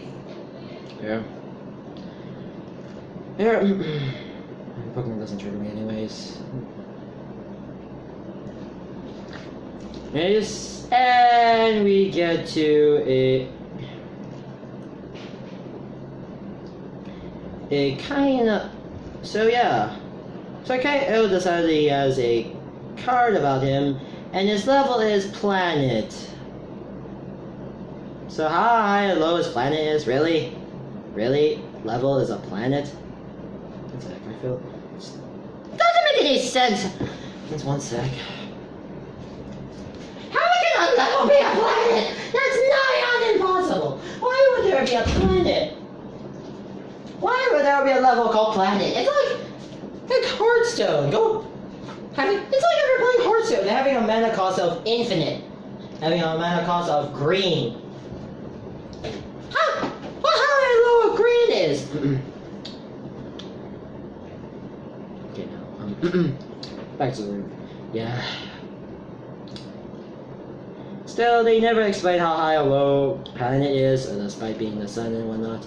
Seriously, it doesn't make any sense when you realize you just put the sun instead of that.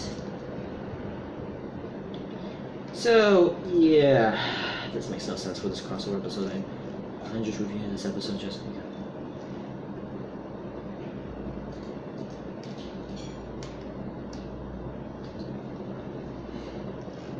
Now, if you're wondering why most of the cartoon out, and by the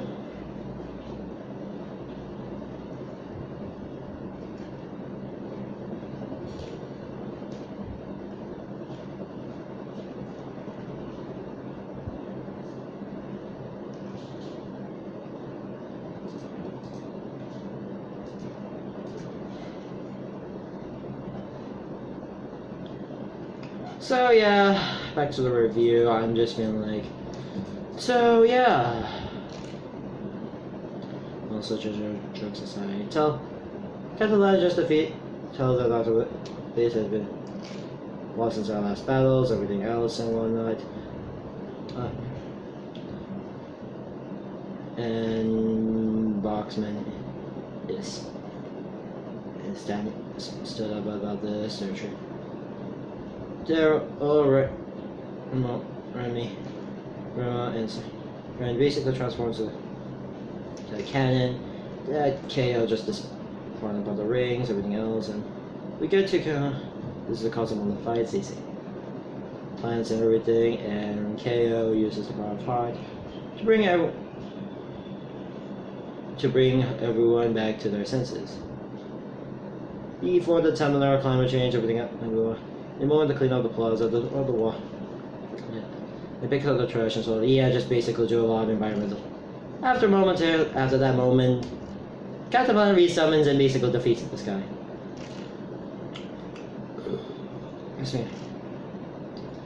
After setting up the Chile is factory in ruins, and after that they have to see the day.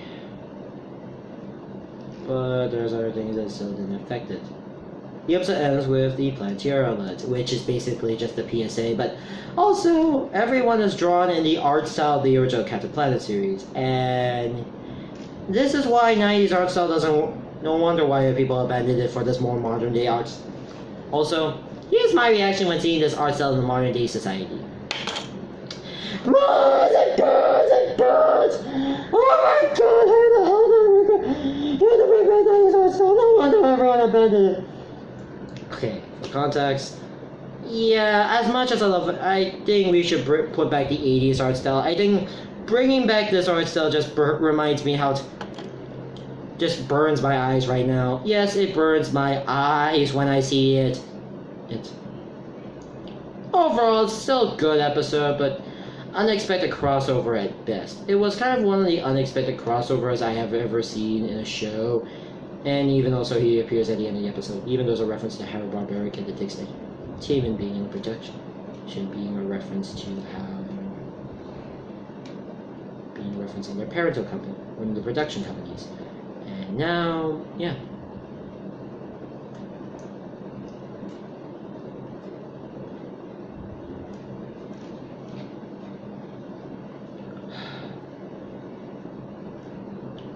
Also, once I'm just burning horrible things real quick. Things are the reason. Still like Pokemon though. Oh, sorry, this has nothing to do with Pokemon, but overall, this was a good episode. Still, just unexpected. Next one is the Glory Days. It explains a fully oh yeah, right. So yeah, it's an episode about basically more character development and another reference of the sandwich incident. Oh wait, right now.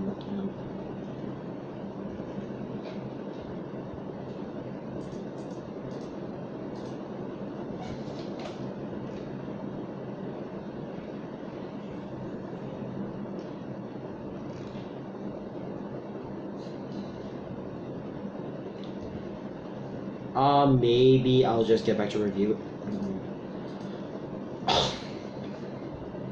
You know what? The Glory Days is an episode that basically just goes. It's pretty much just more of giving more character development to Carol, and as well as also more character development. Even showing this guy named Elbor. Okay, it's Mr. Gar, by the way, before where he was at, and mostly explain a lot of backstory and everything else. A nice little lore episode and everything else. It's a nice lore episode. Then there was the Plaza Olympics, but I haven't seen it, so I'll skip that for now. I might do a separate video reviewing that episode, but yeah.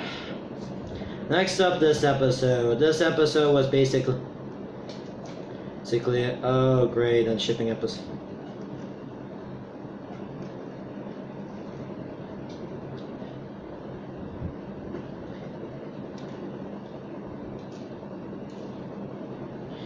Yeah, this is also featuring a character within the show. Yes, we get to Red Action, a girl from the future that basically decided that. Also, by the way, please don't touch her! Please don't touch my shipping gun. So, yeah, she's basically essentially that.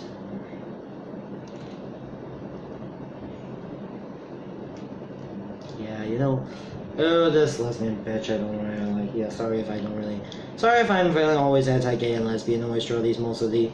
If you're asking, yes, I'm a bit anti-gay and lesbian, and luckily I didn't talk about it during January, aka that Pride Month. Yeah, I'll keep my opinions to myself. Luckily, I don't go into forums that just go, oh my god, I don't just straight type it. I just don't like to talk about gay and lesbians. It's just that it doesn't work for me. I just don't like it, to be honest. It's my opinion. I'm just usually anti-gay and lesbian for the most part. By the way, I'm usually anti-gay and lesbian half the time. I don't straight out say it out loud, that's because reasons. I'm worried that people might attack people. Because reasons. Actually, because I don't feel like I want to be attacked or get scolded for what I say. Mainly because I just don't like gay and lesbians, to be honest. So this is really much them just deciding when to massacre the future, deciding when to go to the danger zone. Insert your highlight to the danger zone because I don't feel like getting demonetized this video.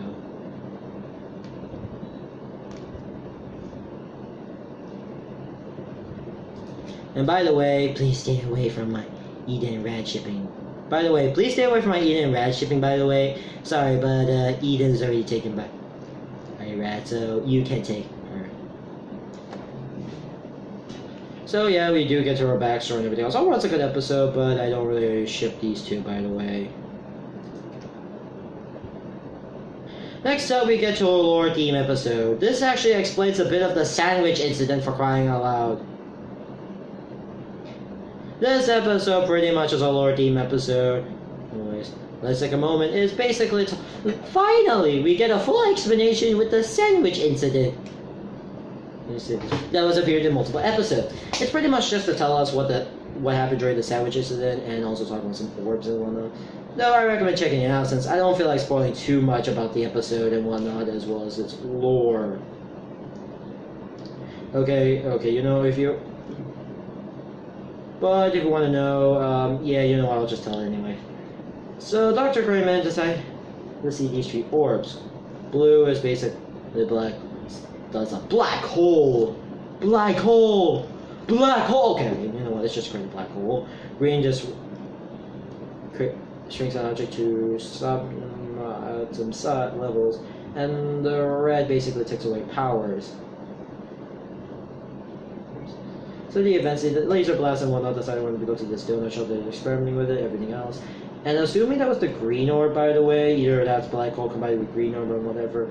Yeah, and we get to a lot of the sandwich incident. It kind of explains a lot of the sandwich incident, by the way. Nice little episode and everything else. Also, sandwich. Anyways, there's two episodes I need to cover real quick. Villain's Night Out and Villain's Night In. Villain's Night Out is an episode where we get to... It's pretty much just more of a Box Mart Venomous episode, with them basically attending an exclusive party, including we get to a Looney Tunes gag episode. Sketch with the Looney Tunes cartoon and its gags, nice little there. And, well, yeah. This is a nice little episode. By the way, even also a parody on the Cartoon Network's production, also a funny joke, by the way. It's a nice episode, character development, and also we do get to the ending of the episode with the chip. After they decided to go over more of the business relationship, they give them a chip with a biochip for a robot. We will never speak about the robot after that. Overall, good episode. Then we get to Villain's Night In, which is an episode where we get to the In the Meantime, where it's basically flagged on Sharon's episode. It's a pretty nice episode and pretty much a nice. Also, what they were also during the event. What was Sharon as Flags doing during the events and everything else. And there was also the shorts, but I haven't seen any, by the way. I haven't seen any shorts, by the way. I think there was also one that might have a lead up to the events.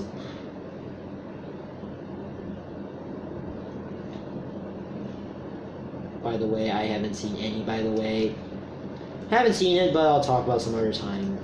Next, we got to Let's Watch the Pilot! The episode itself was pretty much confirmed to be a separate universe. By the way, this is actually confirmed to be a separate universe, but we'll talk about it when we get to season 2. By the way, this episode is taking place in a separate alternate universe. Though I'm not going to say why, because there will be an episode. Yeah, this is explained in season 2, but we'll talk about that episode so we can get to it. It's pretty much just the Ok.KO cast, just watching an episode, just watching the original pilot. Isn't it like SpongeBob watching his original pilot? Yeah, I'm just gonna. By the way, that SpongeBob watching SpongeBob and its other variants is going to be a running gag in this my review channel, unless I give it to someone else.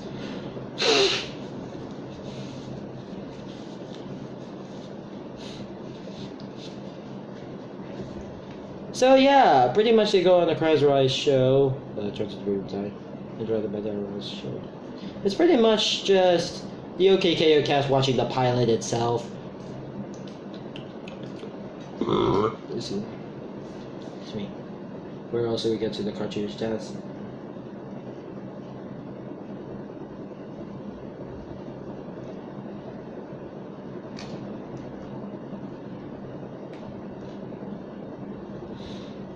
Even the pilots and everything.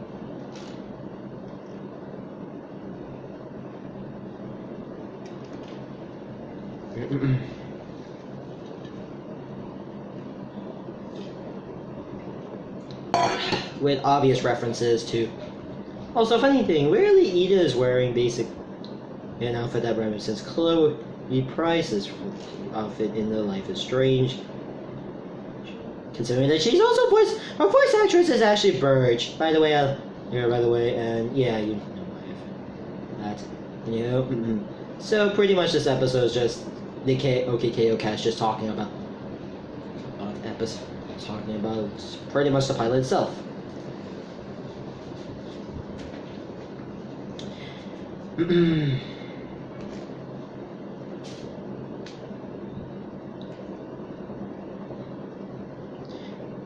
Anyways, overall, this episode was a good episode. Next is Mystery Science Fair 21X. Apparently the 6th was in the Mega Man universe. Also, one sec. Oh, maybe I'll do it later a bit. Yeah. A trivia episode to Dexter's Lab. Yeah, pretty much this episode is pretty much just plays out basically an episode of Dexter's Lab being both Cartoon Network show. Even references to the original show, actually. But one sec, I need to do something real quick. I need to do something real quick. Alright. Yeah, okay, I'm sorry. Let's get back to the review. So we get to the school. We get to the Lakewood Public School, KO, and they just trade PAL cards, and we talk about Shadow. And yeah, we get to that. And then we get to Miss Quad just basically deciding to do a competition of how everyone just recently failed their recent quiz test. She forced them to enter a mystery science fair, and the title says it. Submit their schools by the next day, or else lethal suspicions in school. Which I would like to say, how was she not fired for that? For that lethal thing, she literally ties a school child onto rope. Isn't the child's parents going to? Seriously, there should be a law. Well, I can't wait for this lawsuit for the school. Seriously, I feel like I imagine a parent just calling the school for lawsuits for the tying up a child and leaving up dead.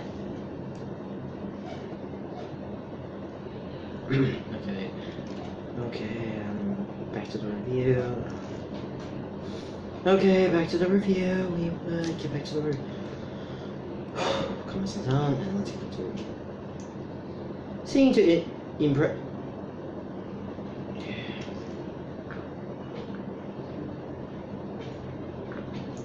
Seeing to impress Ms. with high standards that introduce a project to find a trigger that will unleash TKO. Yeah, bring back that guy again.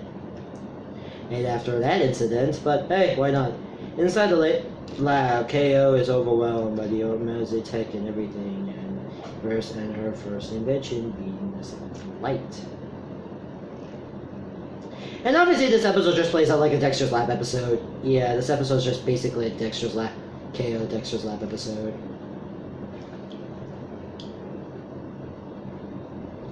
So yeah, the rest of the episode is basically deal with TKO and successfully did it, and the episode ends with the transfer being going with the energy and whatnot. Yeah, but anyways, this episode was basically a good episode. It's a nice little sort of trivia episode to Dexter's Lab, and nice little that. So yeah, the next episode is Lad and Logic. Wild time for this episode. Ode. This is technically sort of a kind of what if. So remember Mr. Logic, by the way, when you remember him. This is another Lore Theme episode about. This is another Plaza Lore episode about Let's Explain. So yeah, the episode begins with caroling. Entering the Logic haircut for a haircut, obviously. Mr. Logic prepares the haircuts and everything like that. And then we get to a backstory. And it turns out he was created by Loboxmore this old. Yeah, I didn't explain it earlier because it requires someone to talk about the lore of the show. So essentially he's like Ultron or something. So it's basically Vision or something. Basically Vision.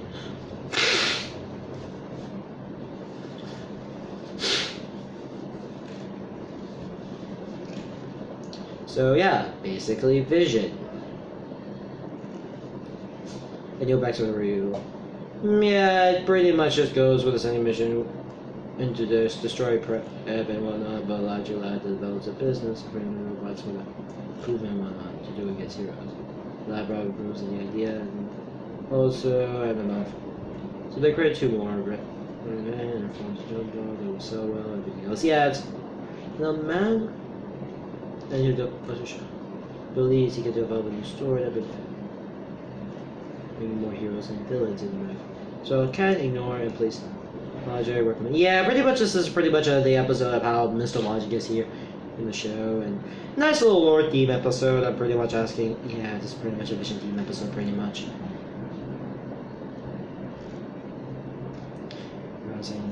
And also. The episode ends. Yeah, and also pretty much the origin of pretty much all the robots we have saw in the show. The main robots we saw in the show, despite they're born at the same time, they've been given different ages because why not? And yeah, pretty much. Yeah, it's gonna be a sad story, and well, I admit it's a nice little lore theme episode. So yeah, it's a nice little lore theme episode actually, sort of like that. But anyways. So, next episode, Okay Daddy, Let's Be KO. Pretty much just a Daddy theme episode. Even there's a parrot, even the intro and everything and all.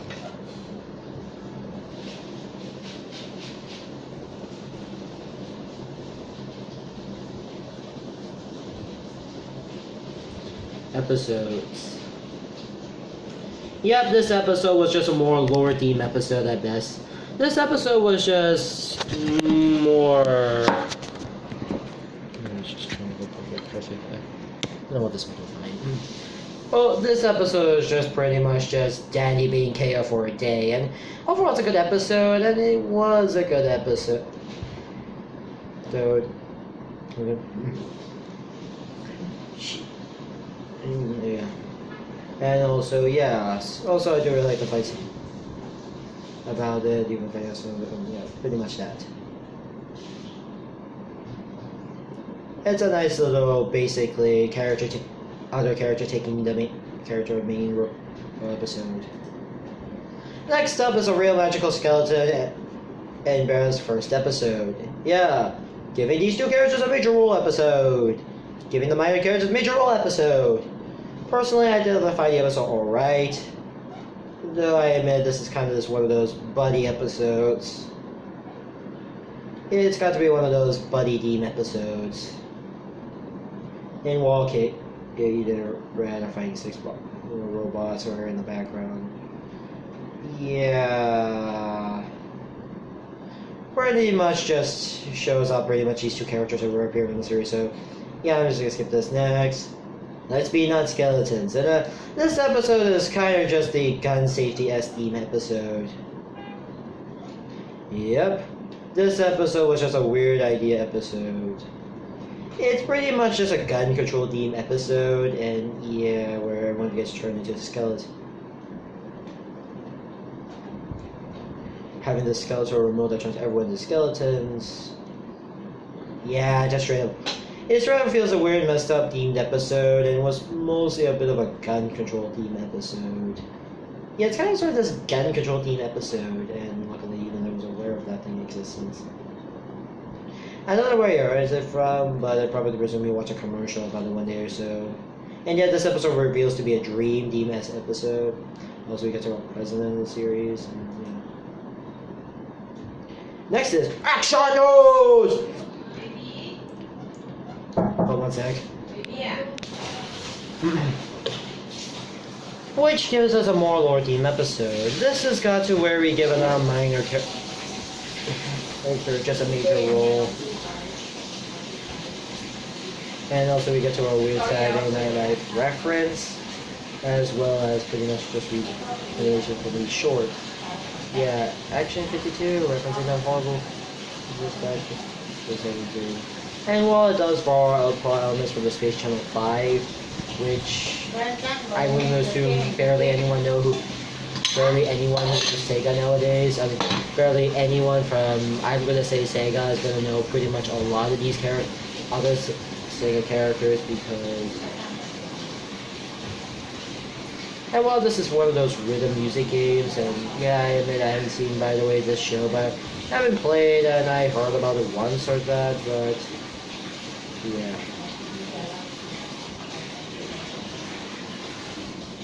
Yeah, sorry, I just assume mostly everyone just not really care about a lot of the other Sega franchises in a nutshell. Oh, by the way, sorry, it's just that I just assume everyone just cares about other characters. Maybe I'll check. Yeah, I'm gonna check the gameplay later on this one. And being that this episode was basically foreshadowing the events of the other episode. So yeah, pretty much they decided that we were hurrying up about some weird conspiracy about Bach or everything else, and apparently we do see a lot of character development and giving things that as a character, giving a secondary character a major role. It's a nice and awesome, interesting episode, and because also the ending also foreshadows the finale with the baby and whatnot, with the robotic baby. Next is Perfect Meal. It's a good episode. It's basically KO just deciding to finding a perfect meal for Carol. And a nice little episode with a lot of things happening and whatnot. And also an obvious JoJo reference. Also defeated the baddie of the week, also being just obvious Terminator reference. But still, good episode, and pretty much all. That's a pretty good episode, and really it's just a nice little episode of character development for trying to be mostly living his mother. Then we get to Hope This Flies. This episode was a pretty good. It's basically a Red focus episode, but yeah. So basically, Red decided why not to basically turn his van into a flying machine. So yeah, KO and Eden just begins cycle by cycles, and decided upon arriving, Red tells them to turn this van into a flying one. And we see the invention. I do really like the van, by the way. I wish it. That's awesome. I got curious about it. Even as a car inside and everything. And, well, it's pretty awesome. And then Eden Rise along with Red Action. Sorry, please don't take her. But with a simple van, it turns into with a futuristic tank, and they have a race, an intense race. Yes, we have an awesome intense race. A stable.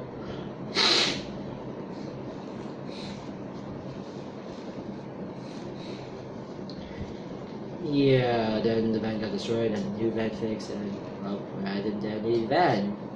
So yeah, that's pretty much the episode. Even the music just references Mario Kart.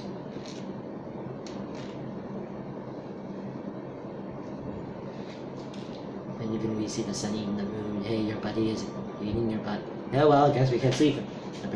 Despite the night still existence universe. And also we get a flying engine, fan, gravity, zero, energy, and... Wait, is that the halfway to gravity gun? Speaking of that, I'm still looking for tree. Oh, you're right. I'm not gonna tree. Overall, it's a pretty good episode. It really is nice to see. It's a nice little race episode. Oh yeah, right. So yeah, Rat pretty much won this actual race. So yeah, overall good episode. And the finale for the first season before we get to season 2. Yeah, I'm gonna split this into 2 parts or so we can get this out around done with. And also I have to cover a fair bit of season 3, but you're in control. Pretty much this episode is, yeah, I already covered this episode before on my previous channel. Though in short, yeah, I already covered this on my previous channel, and I think this video is long enough for this, but I would say it was a pretty much amazing finale with all the... And yeah, they fought as basically Boxmore Jr., basically fighting them with the action for cool fight scenes, TKO, basically having a bit more redemption and everything else. Also, because at the ending of the episode, and the ending, spoilers for Daryl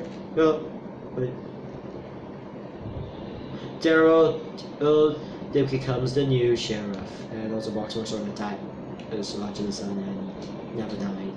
By the way, this will be barely used in the show, by the way. Also, Downright also breaks the fourth wall for next season, and overall, this was an amazing finale. So, what do you think about season 1? It's a great introduction. Yeah, and overall, it's an amazing and great season. I admit the season was amazing, great, everything. The actions don't spar, everything else was it, and it was overall pretty good finale related to the series. So yeah, like I said, I'm thinking about splitting this video into 2 parts recently. You know what, I'm trying to split this video into 2 parts. Yeah, by the way, this is pretty much season 1 in a nutshell. So yeah, overall a good season 1. Anywho, next up we get to see. So yeah, next time we'll get to season 2, and yeah, overall, season 1 was a good season. So yeah, now we'll get to season 2 when we get around to it. So yeah.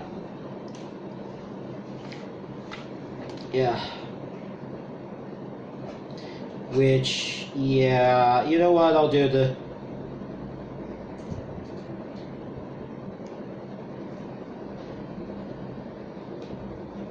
So yeah. Bye!